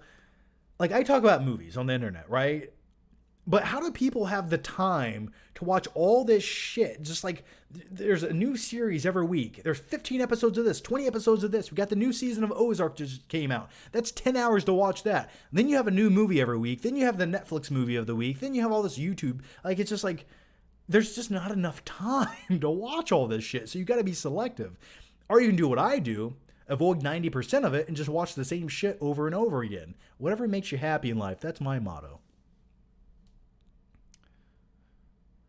DJ Crackmix says, "Hey John, I've been a member for 19 months." Well, thanks for that, DJ Crackmix. Yay! Thanks, man. I hope you're a member for another 19 years because I'm not going anywhere. And by the way, guys, at the very end of the live show, I will be taking member-only questions where if you guys are members in the normal chat, you guys can simply type whatever you want and I'll read it. No super chats needed or necessary. So I will do that at the very end of this live stream. So don't go anywhere. All right. Skylar Wheelock says, could you see Brock Lesnar playing Venom / Eddie Brock instead of Tom Hardy? No, I couldn't because Brock Lesnar cannot act. I like him as a wrestler. I am going to watch the Royal Rumble tomorrow night because I'm sort of a nerd when it comes to wrestling. But no, he has the physicality. He sort of has the look, but you got to be able to act if you're you're going to be in a movie. So no. Like if Venom was made in like the late 80s or the 90s, where they couldn't really pull off the CG, I could see having another actor play Eddie Brock and then Brock Lesnar wearing the Venom suit for those sequences. I could see that. Have you watched Batman: The Long Halloween Part 1 and 2 yet on HBO? I have not. I think I started the first part. Did I? I think I started it, but I didn't finish it. Alto Valet. What kind of camera are you using? Well, if you guys, real quick, it's usually in the links to most of my videos. It might be in the link under this, but it's in the link to all my normal videos. I have a link that goes to my Amazon affiliate store. And in that, there's like a grid of everything I use to make YouTube videos, my lights, my camera, my microphones, if you just want to know specifically what I use. But since you asked, I use a Sony a6400. That's what I'm currently using. And the way I get this juicy, clean picture quality as I have this hooked up to a 4K cam link that plugs right into my computer. And so rather than use like a blurry webcam, I use my normal camera to shoot the live shows. So that's what I'm using right now. Obetter Zaga says, what is the craziest haircut you ever had? When I was a kid, I used to get bowl cuts. And if you don't know what a bowl cut is, it's essentially where it looks like someone put a bowl on your head and they cut everything underneath the bowl really short and everything on top stays long. It's a terrible, atrocious haircut, but it was really popular in the 1990s. Probably that shit. I don't know why I got that. I really don't. I'm ashamed of myself now. Charlie Richstone says, one time, I got another haircut story for you. One time I went to the never go to like a cheap haircut place. I'm very particular on who cuts my hair nowadays. Very particular. But I used to go to like a place whoever you get, it costs like $10 to get a haircut. I think it was like Great Clips or some shit like that. I asked for like a certain haircut. I was like, do it like this. I was like, okay, cut it long here, keep it short here. And basically she just buzzed my head. I got a buzz cut. I'm like, thanks for nothing. Charlie Richstone, updated Blu-ray collection? ?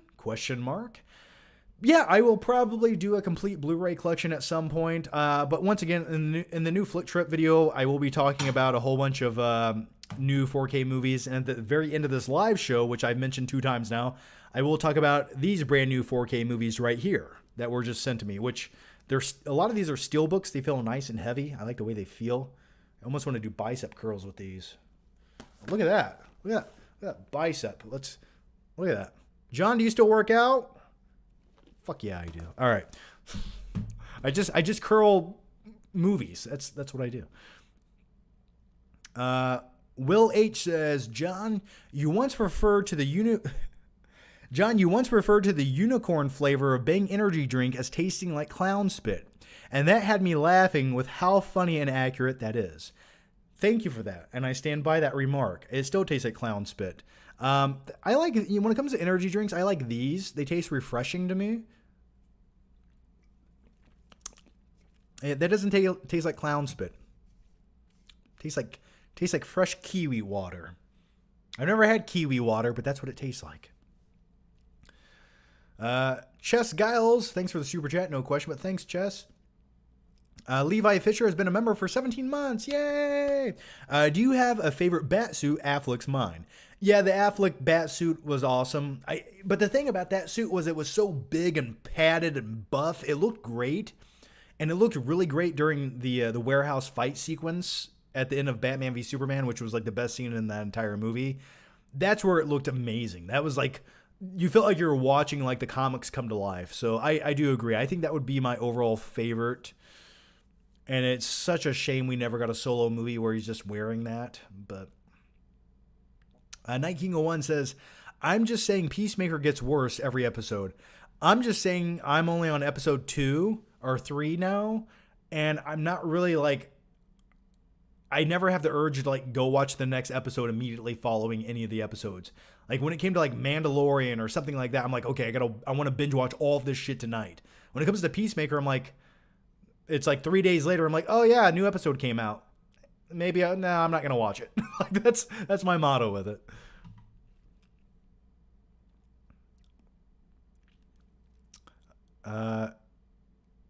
Is it Javid bin Cosme or is it Yavid bin Cosme? Either one. Let's answer your question, man. I'm a flat earther that believes nobody has gone to space. My favorite fake space movie is Interstellar. What's yours, and what do you think of flat Earth? I am a conspiracy theorist as well, my good man. Now, flat Earth is not one of the conspiracy theories I buy into, but I also don't believe humans can go to deep space. Because we haven't really done it since supposedly we went to the moon. Now, humans, when they go into space, they're usually in low orbit. It's like, what is it, within 60 miles outside of the Earth's atmosphere or something like that. Why haven't we went to deep space? Why aren't we doing it? Why haven't they tried? I don't know. It baffles my brain. But no, I don't think the Earth is flat. I think we live on a round planet. I do.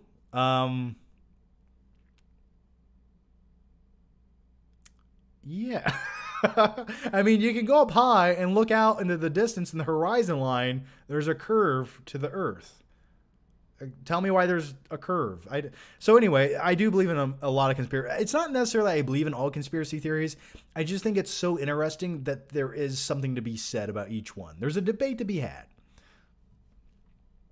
Favorite fake space movie. You know what my favorite fake space movie is? It's Moonfall, coming out this Thursday. All right, the next one. Chao Strick says, before Batman, I suggest you watch Prisoners. I have a review for Prisoners. I suggest you go watch that shit right now. Yeah, I love me some Prisoners, man. And Paul Dano. I think it's almost like with the Batman, a lot of things are very on the nose with what has already been done in other movies. And I'm just like, maybe that could be considered a criticism. I haven't seen the movie yet. I need to watch it to give you but like, it feels like Matt Reeves watched Prisoners and he's like, okay, Paul Dano can play like a weird kind of iffy serial killer. Maybe he didn't really do it, but he seems like he could have done it. I truly think the movie Prisoners is what got Paul Dano the role in the Batman. So I love it, though. I love Prisoners. Thanks for the question, man. Charles Taft says, best part 4 of a series, Batman and Robin, Superman 4, or Jaws or Revenge. Well, I don't consider Batman and Robin part 4 of anything. That was like its own like mistake.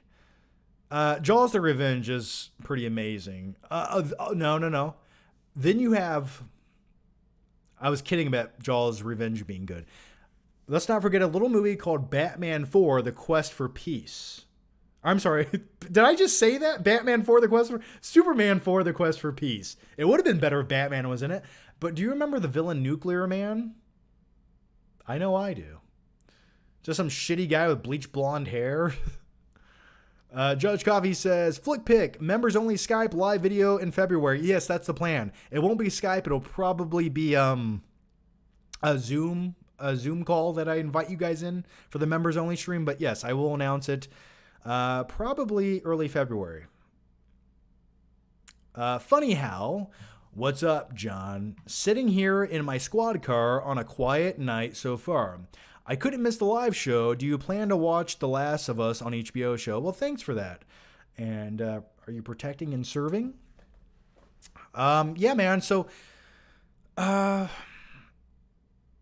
forget about serving the public. You watch my live shows. That's most important. But thanks, man. Yeah, I'm going to watch The Last of Us on HBO. I never played the games. I know about the games. I know the storylines. I know how the last game ended, more or less. But yeah, I'm looking forward to it. Pedro Pascal is going to be in it. I'm intrigued by it. I really am. Now, do I think Pedro Pascal was the right choice to be in The Last of Us? I'm okay with the choice. I just think Carl Urban would have been maybe a better choice, in my opinion. But yeah, I'm looking forward to it.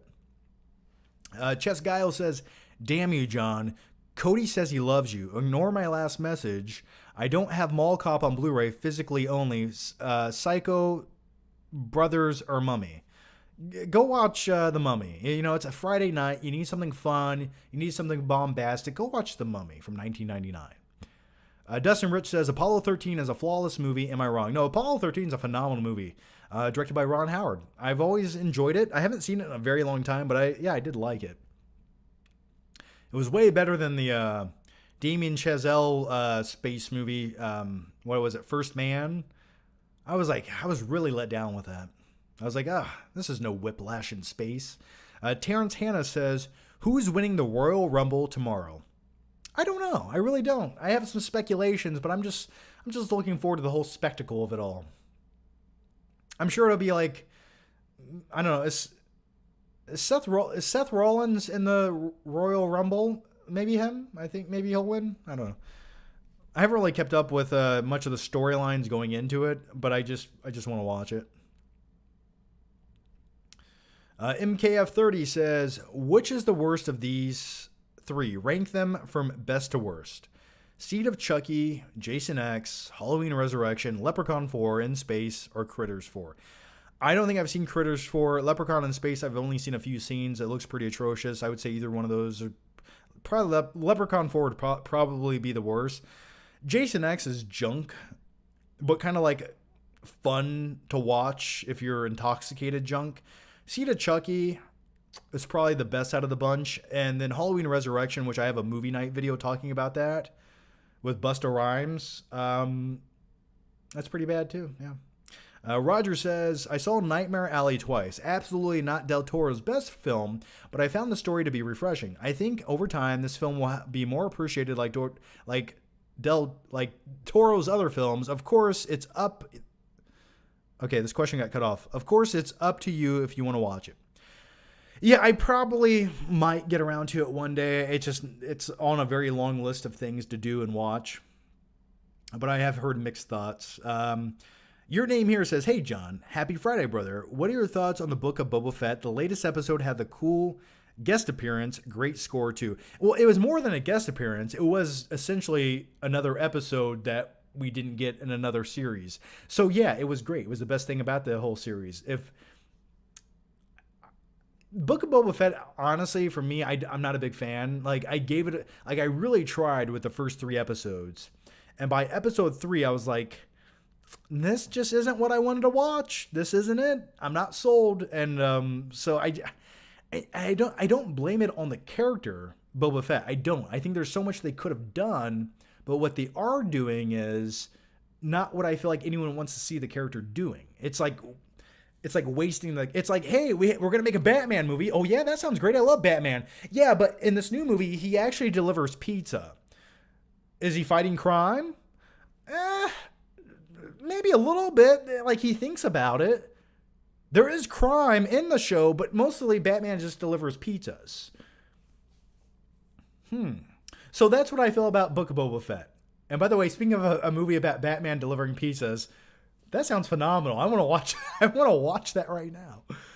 All right. The next one comes from Charles Taff. Inglourious Bastards or Django Unchained? For me, Django Unchained is in my like top 2 Tarantino movies. So obviously, I'm gonna go with Django Unchained.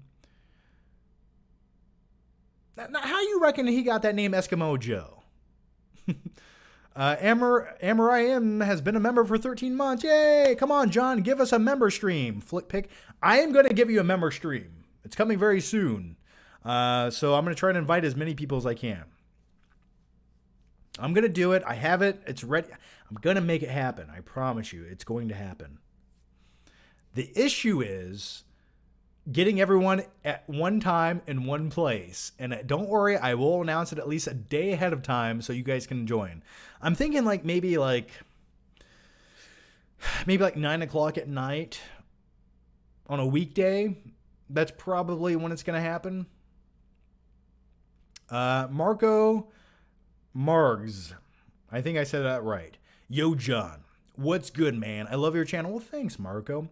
What do you think, characters and cast, it's going to be in the Multiverse of Madness?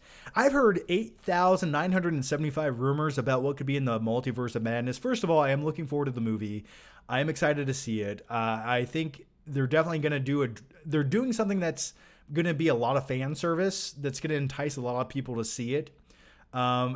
Because essentially the rumor is there's 800 different cameos of other actors playing established characters that we've already come to love. The biggest speculative rumor is Tom Cruise will be playing an alternate version of Iron Man in another universe. That could be really awesome. That could be mind-blowing to see. I actually had some notes to make a video about that.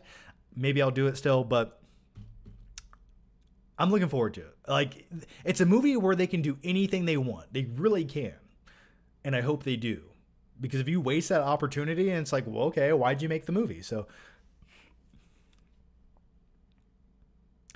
Joseph Knowles says, have you watched The Devil's Rejects? Yes, I have. It's super violent and it's gore, gunplay, cars, and chicks in it. Have you watched I Love You, Man? 2 random questions, but thank you very much, Carter or Joseph. I've seen I Love You, Man a few times. It's kind of a forgettable comedy movie, really. Devil's Rejects is good. I'm Willy Wonka, and this is my chocolate factory. I've watched each one once, but I've never had the urge to rewatch them again. Joseph Noel says, do you like the X-Files? Do you live alone? I do live alone, and I sort of liked the X-Files growing up. I thought some of the episodes were really interesting, and some other ones I wasn't that into, but yeah, I was never a hardcore fan of X-Files, but I love the opening and theme song. And thanks for the question. Airstrike says, hey, John, what did you think of Spider-Man No Way Home? Just started listening for the first time in a while, so didn't hear your opinion. No, I have a 17-minute long spoiler review over on the FlickPig channel. It's 17 minutes long. I talk about the movie extensively. Go check it out, man. And you might want to watch my top 10 best movies video coming out tomorrow, where I talk about it a little bit more. I really liked it. It made me feel like a little kid when I watched it.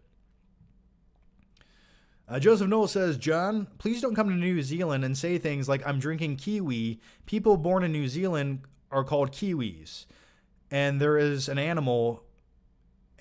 It's fruit. What? Well, I don't care if people in New Zealand are called kiwis. I'm going to drink a kiwi. Take that how you will. I'm going to drink some man kiwi. I probably shouldn't say that. Claudia Rogan says, Riddler isn't really a serial killer, though.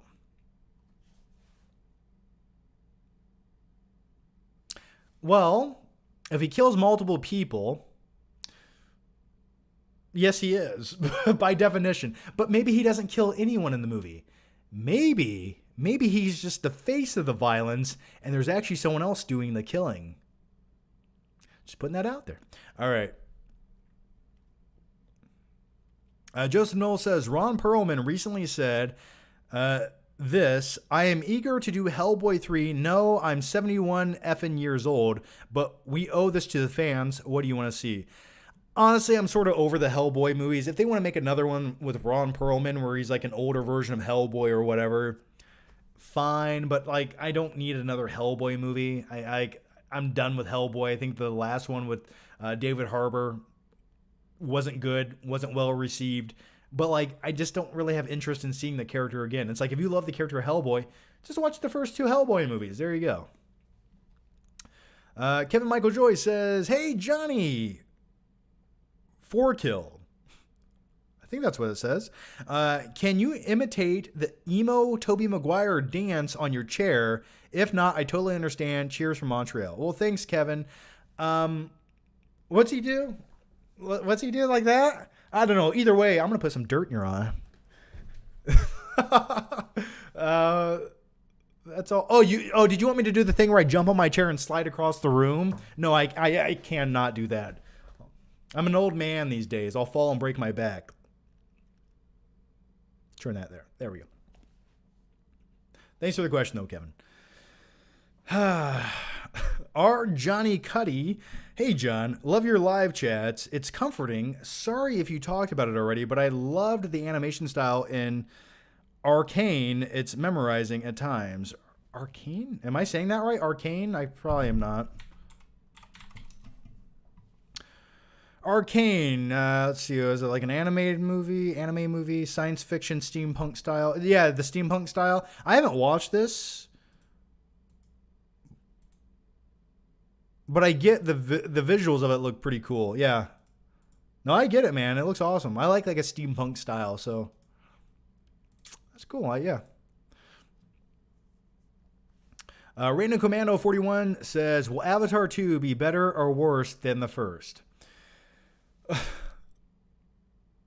I don't know.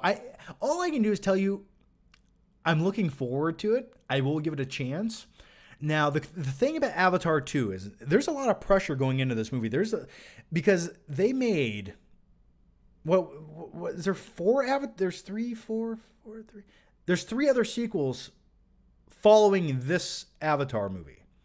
So if this next one isn't good, if this movie isn't great, it doesn't entice people to get hyped up for the franchise again, keep in mind, they still have 3 other sequels coming out no matter what after this.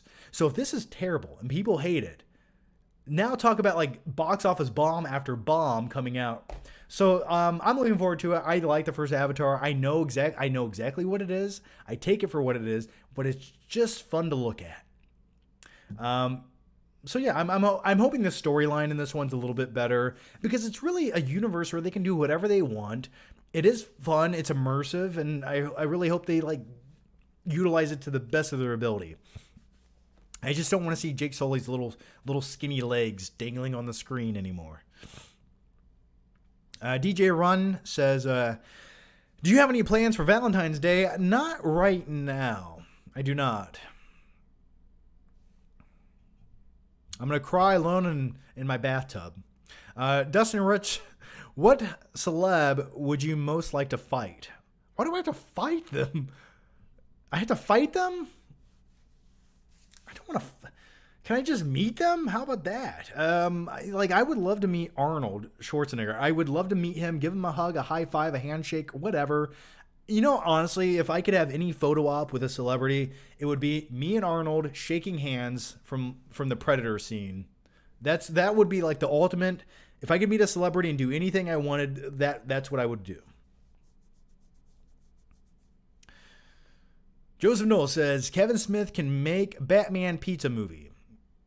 That's fine by me. By the way, speaking of that, I'm looking forward to Clerks 3. I think it's supposed to come out in May or June.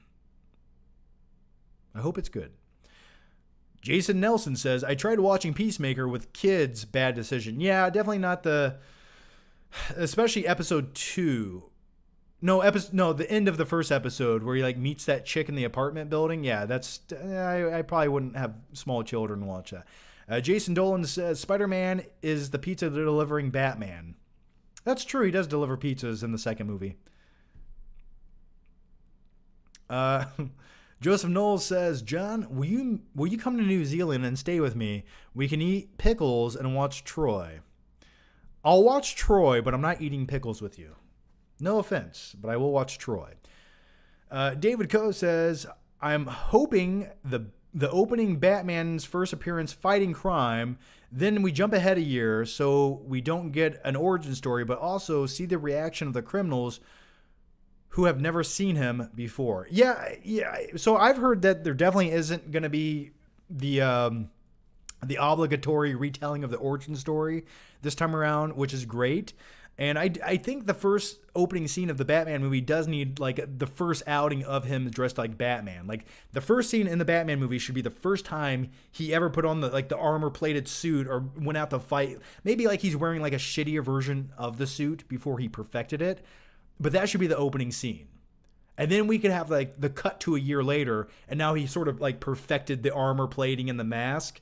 That's how they should do it. But what do I know? I'm just a guy talking about movies on the internet. They don't care about me. But yeah, that's what I would like to see.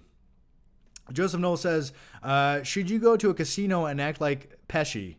I had been to a casino and I did act like Joe Pesci. I got a little thing called a gambling addiction. Actually, I have. I got into the game roulette where you spin the ball on the wheel and you pick a number. It's really fun. It's a good time. Airstrike says, okay, I'm going to watch your 17-minute review immediately. Love you, John. Hope you have a good weekend. Well, thanks, man. I hope you have a good weekend, too, and all of you do. But yeah, go check it out sometime. Watch it when you're, like, taking a dump or something. That's when I would recommend you watch my videos. Joseph Knoll says, have you watched Shoot 'Em Up? The movie is nuts. I did see Shoot 'Em Up back in 2007 at the theater. I watched it, like, once. He's eating a carrot the whole movie. It's fine. But, like... It doesn't feel like a real movie. Like, it feels like it should have been like a 20-minute short movie. It didn't really need to be 90 minutes long. All right, guys, what I'm going to do now, and if you guys are members, feel free to chime into the chat over here. If you guys are members, talk about whatever you guys want. Ask whatever you want. I will answer it right now for members only over here on the normal chat, so feel free to dive in. But what I'm going to do is take a sip of this, and then I'm going to do a quick unboxing for all these new 4K steelbooks that were sent to me. Some of these, I think all of these are Best Buy exclusives, except for one of them. So yeah, let's dive into it. Get my trusty Batarang right here. And the first one is the Punisher Steelbook, which is exclusively at Best Buy right now. I love this. Now, the Punisher film is sort of a guilty pleasure for me. There's a lot of things I like about it. I don't think it's that great, but I liked Thomas Jane as the Punisher. I also like John Travolta as the villain in the movie. It's like a weird movie. It kind of feels like it needed more money. But I just like... There's something about vigilante movies I love. Like, we've been talking about the Batman movie for 2 hours now. But there's something about like vigilante. I just like the character of a vigilante. He's not this do-gooder superhero, but he's a guy who wants the best. But he's gonna go about it and do whatever it takes to get the results he needs. I respect things like that. So anyway, here's the steel book right there. Here's the back of it. And the thing I like about these Best Buy exclusive steel books is they put like a nice protective case on it that has artwork. So like, okay, it's like the steelbook looks really cool with the Punisher skull, but then you slide this on and it looks even cooler. So I really like that. Plus it protects the steelbook and saves it from many dents and dings. But yeah, let's open this bad boy up. There's the back of it there. So you open it up there. There's the inside case of it. But yeah, I've always enjoyed the Punisher since seeing it for the first time. Good times. I'm still waiting for like a really good Punisher movie. See, that would be a great rated R movie to make nowadays. Like, if Matt Reeves wasn't making the Batman, I could see him directing something like The Punisher. Which, in a weird way, I guess the new Batman movie sort of looks almost like a Punisher-esque movie. It's sort of, like, gritty and grounded. The next one is La La Land. Now, typically, when it comes to musicals, it's one of my least favorite genres, but La La Land was a really special experience for me. I remember seeing this at the Zurich Film Festival. In Zurich, obviously, and that was really cool. I was invited there, and they were having a special screening of this, and this is the first time I saw it, and it was just a really cool way to see the movie. Is it one of the most rewatchable movies for me? Probably not, but I do like Ryan Gosling in it. Now, when it comes to musicals, I typically prefer something like Willy Wonka and the Chocolate Factory. I was actually just watching The Wizard of Oz a little bit ago because if you rewatch The Wizard of Oz with really open eyes, it's the scariest, most bizarre movie ever made, but I love it. So here that is. And ooh, look at that. You slide it out, and they come out of the moonlight, and now they're in, like, the streets of L.A. So now they're here in the moonlight, but now they're in the streets of L.A. That's pretty cool. Ah! Almost dropped it. But here's the back of it. It has the La La Land Hollywood logo back there. So yeah, I actually owned La La Land on 4K already. I didn't own the Steelbook, so that's pretty cool. The next one, it's party time. Excellent. Wayne's World. I've always loved Wayne's World. I think it's the best SNL movie ever made. Let's see here. DJ Run says, Are you all unpacked? I'm 98% unpacked. I've lived in this apartment for about 7 weeks now, and I finally just hung curtains yesterday. So yeah, more or less I'm unpacked. And I just got my backdrop ready to go. I'm adding soundproof foam to the wall tomorrow. So yeah, I'm almost there, man. What's your most embarrassing bathroom story?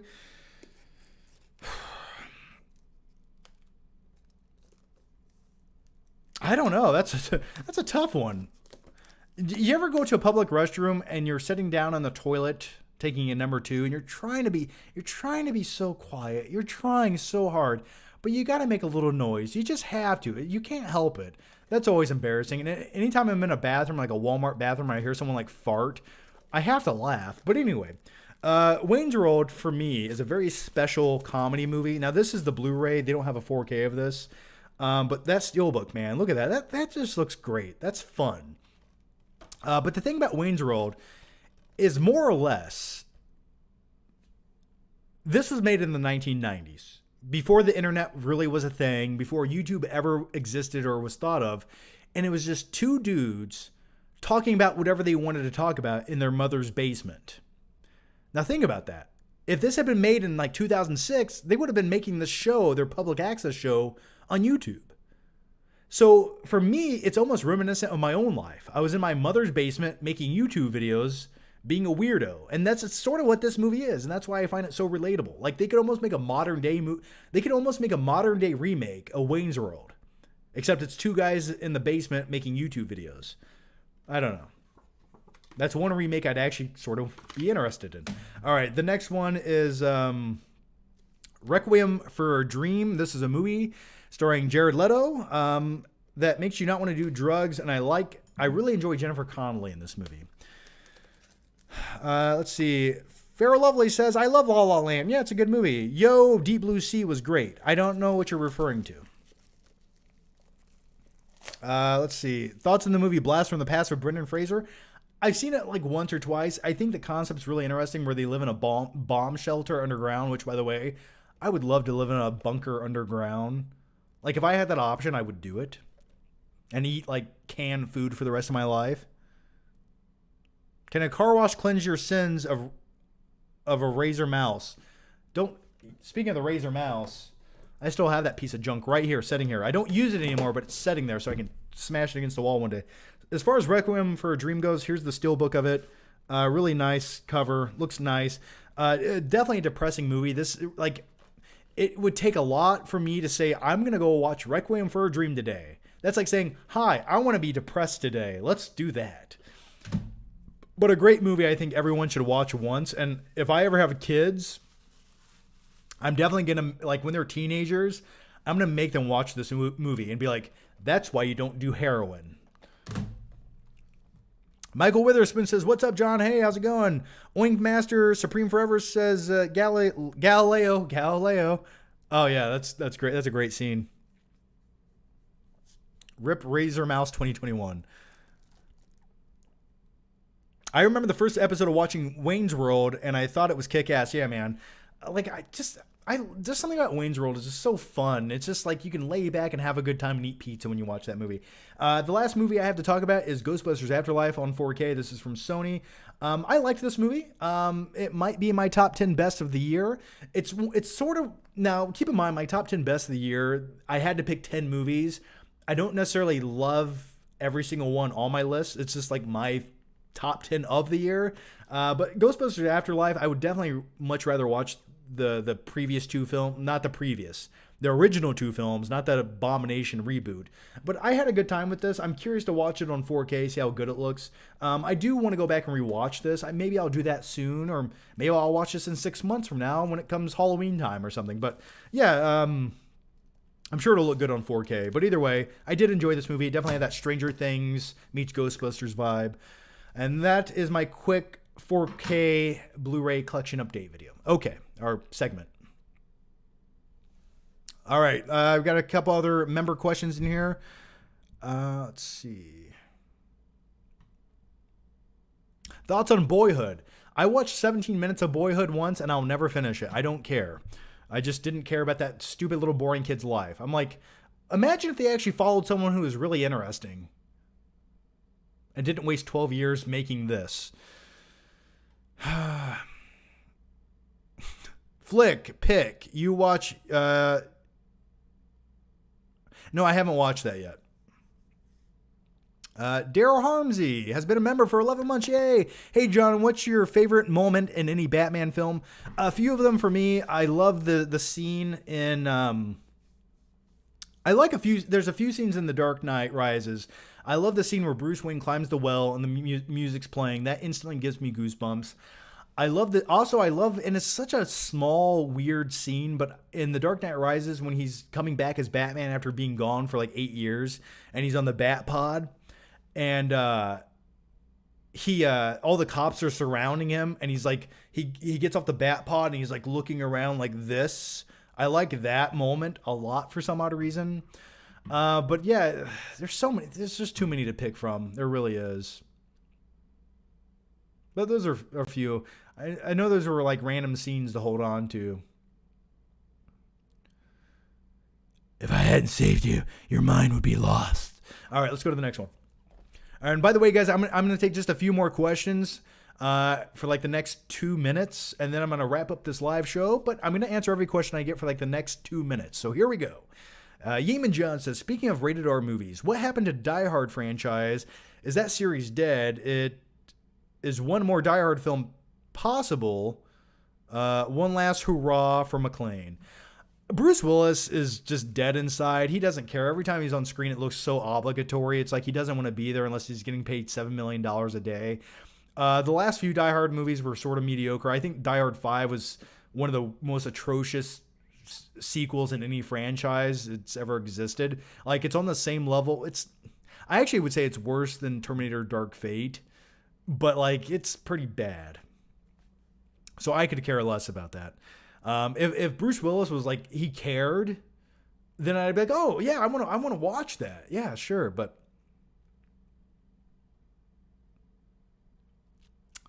Joseph Knoll says, do you remember your video Death of the DVD from 2011? Made me laugh so hard. Do the same thing to your Razer mouse. Yeah. So Joseph is referring to a video I made. I had like 30 movies on DVD I didn't give a shit about.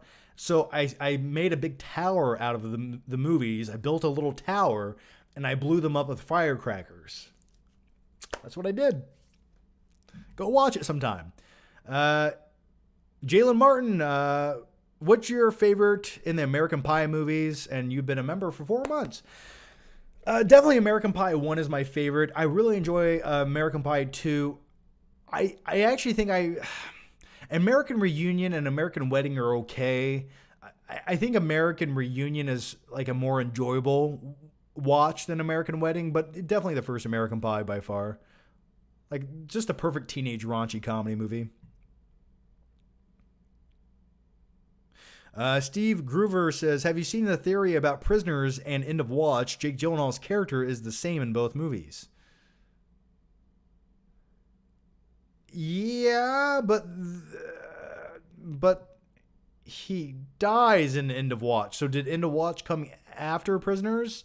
And if so, that doesn't make any sense because he was just a patrol officer in End of Watch, and then in Prisoners, he's a detective, which is a higher level ranking for a police officer. So that theory doesn't make much sense. DJ Run says, who would reboot Die Hard with? Who would I reboot Die Hard with if I had to reboot Die Hard? Let's think here. It's really surprising to me that The Rock isn't in like a good franchise, like a Die Hard-esque franchise. I mean, he did make Skyscraper, which is essentially the poor man's version of the first Die Hard movie. But man, I'd have to think on that. I'd have to think of an actor to play like a new John McClane.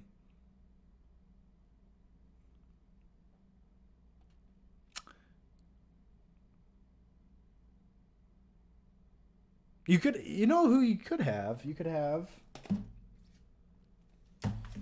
How about Ryan Gosling as the new John McClane? How about that? Oink Master Supreme Forever says, "Are you interested in the Kenobi series? I am beyond pumped for this series." Yeah, the Obi-Wan series, that gets me excited. That's what I want to see. That's what I need. That's what I want to see.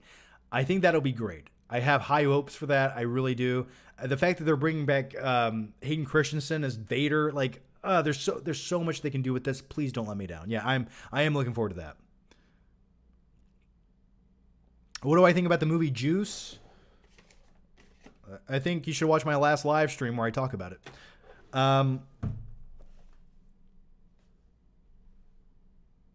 I don't know anybody who likes the fifth Die Hard movie, and that's for a good reason. Yeah, well, if you watch the opening scene in the fifth Die Hard movie, he's basically just driving over cars in a truck, killing people in traffic. He's just driving over their car. It's so stupid. All right, I'm going to answer a few more questions here, so hang on tight. Claudia Rogerjohn says, "Have you seen the film Narc? Really gritty and dark." I have not. I've been meaning to see Narc. I know it's really gritty. Isn't it take place in Mexico, where it has like that really Mexico-esque film filter where everything's yellow because it's in Mexico? It looks like a foreign planet or something. I haven't seen it though. Dustin Rich says, "Can you explain the clean slate from The Dark Knight Rises, please?" So yeah, the clean slate are known as a plot device tool.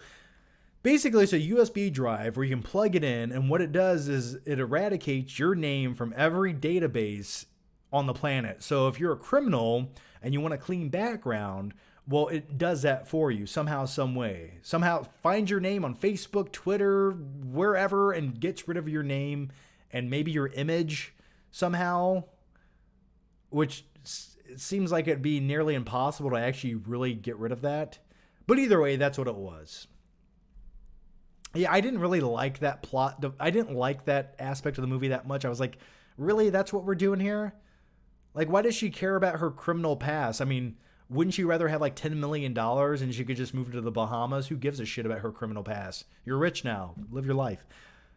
Josh Coffey says, "John, your Green Lantern review with the plastic wrap on your head was hilarious." Yeah, it was. Thank you for that. I looked back on that video like a year ago. I was like, what was I thinking? But I loved it. And for some reason, I'm talking like Jeff Goldblum's father in Independence Day in that review. Yeah, come here now. You're a cable repair man, David. If they want HBO, they'll call you.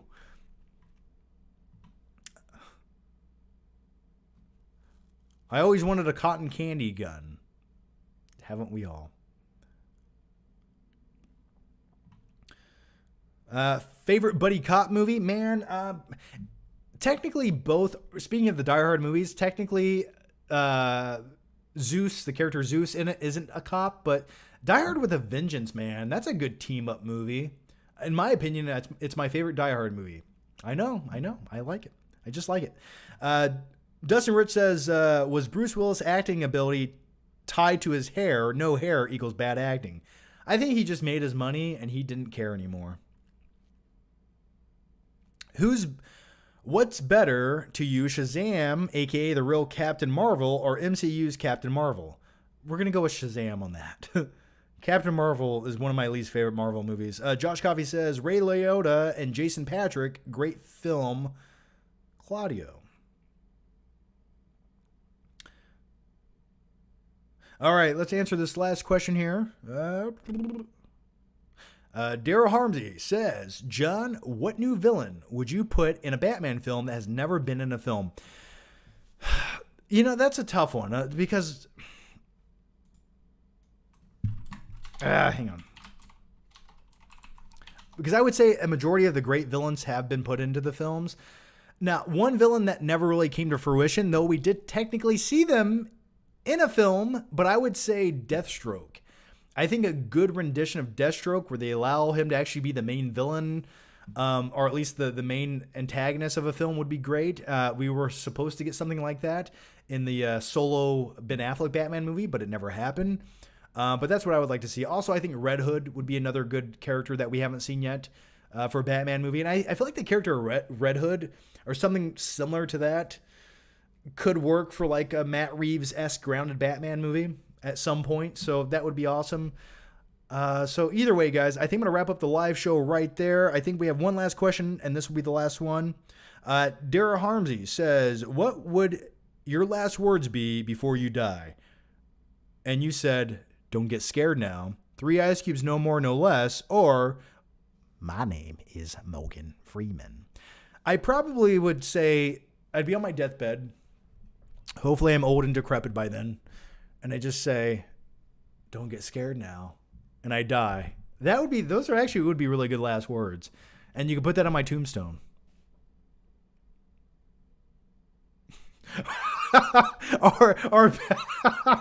or better yet, on my tombstone, it's getting really morbid right now.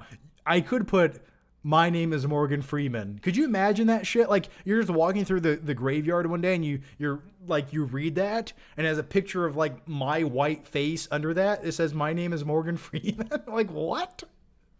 That would be hilarious. All right, guys, I'm going to wrap up the live show here. But as always, guys, thanks for the questions. Thanks for hanging out for the last few hours, talking movies with me. As always, leave your thoughts, your opinions down below after this video is published. And if you can, give the video a like. It does help that stupid YouTube algorithm. As always, guys, it's been fun. I will see you guys in a few more days with another live show. But first, I will see you guys tomorrow over on the FlickPick channel with a brand new video where we talk about my top 10 favorite movies of 2021. That'll be a good time. And just want to make sure of something here. Okay. As always, guys, take care. Have a good night. And I'll see you next time.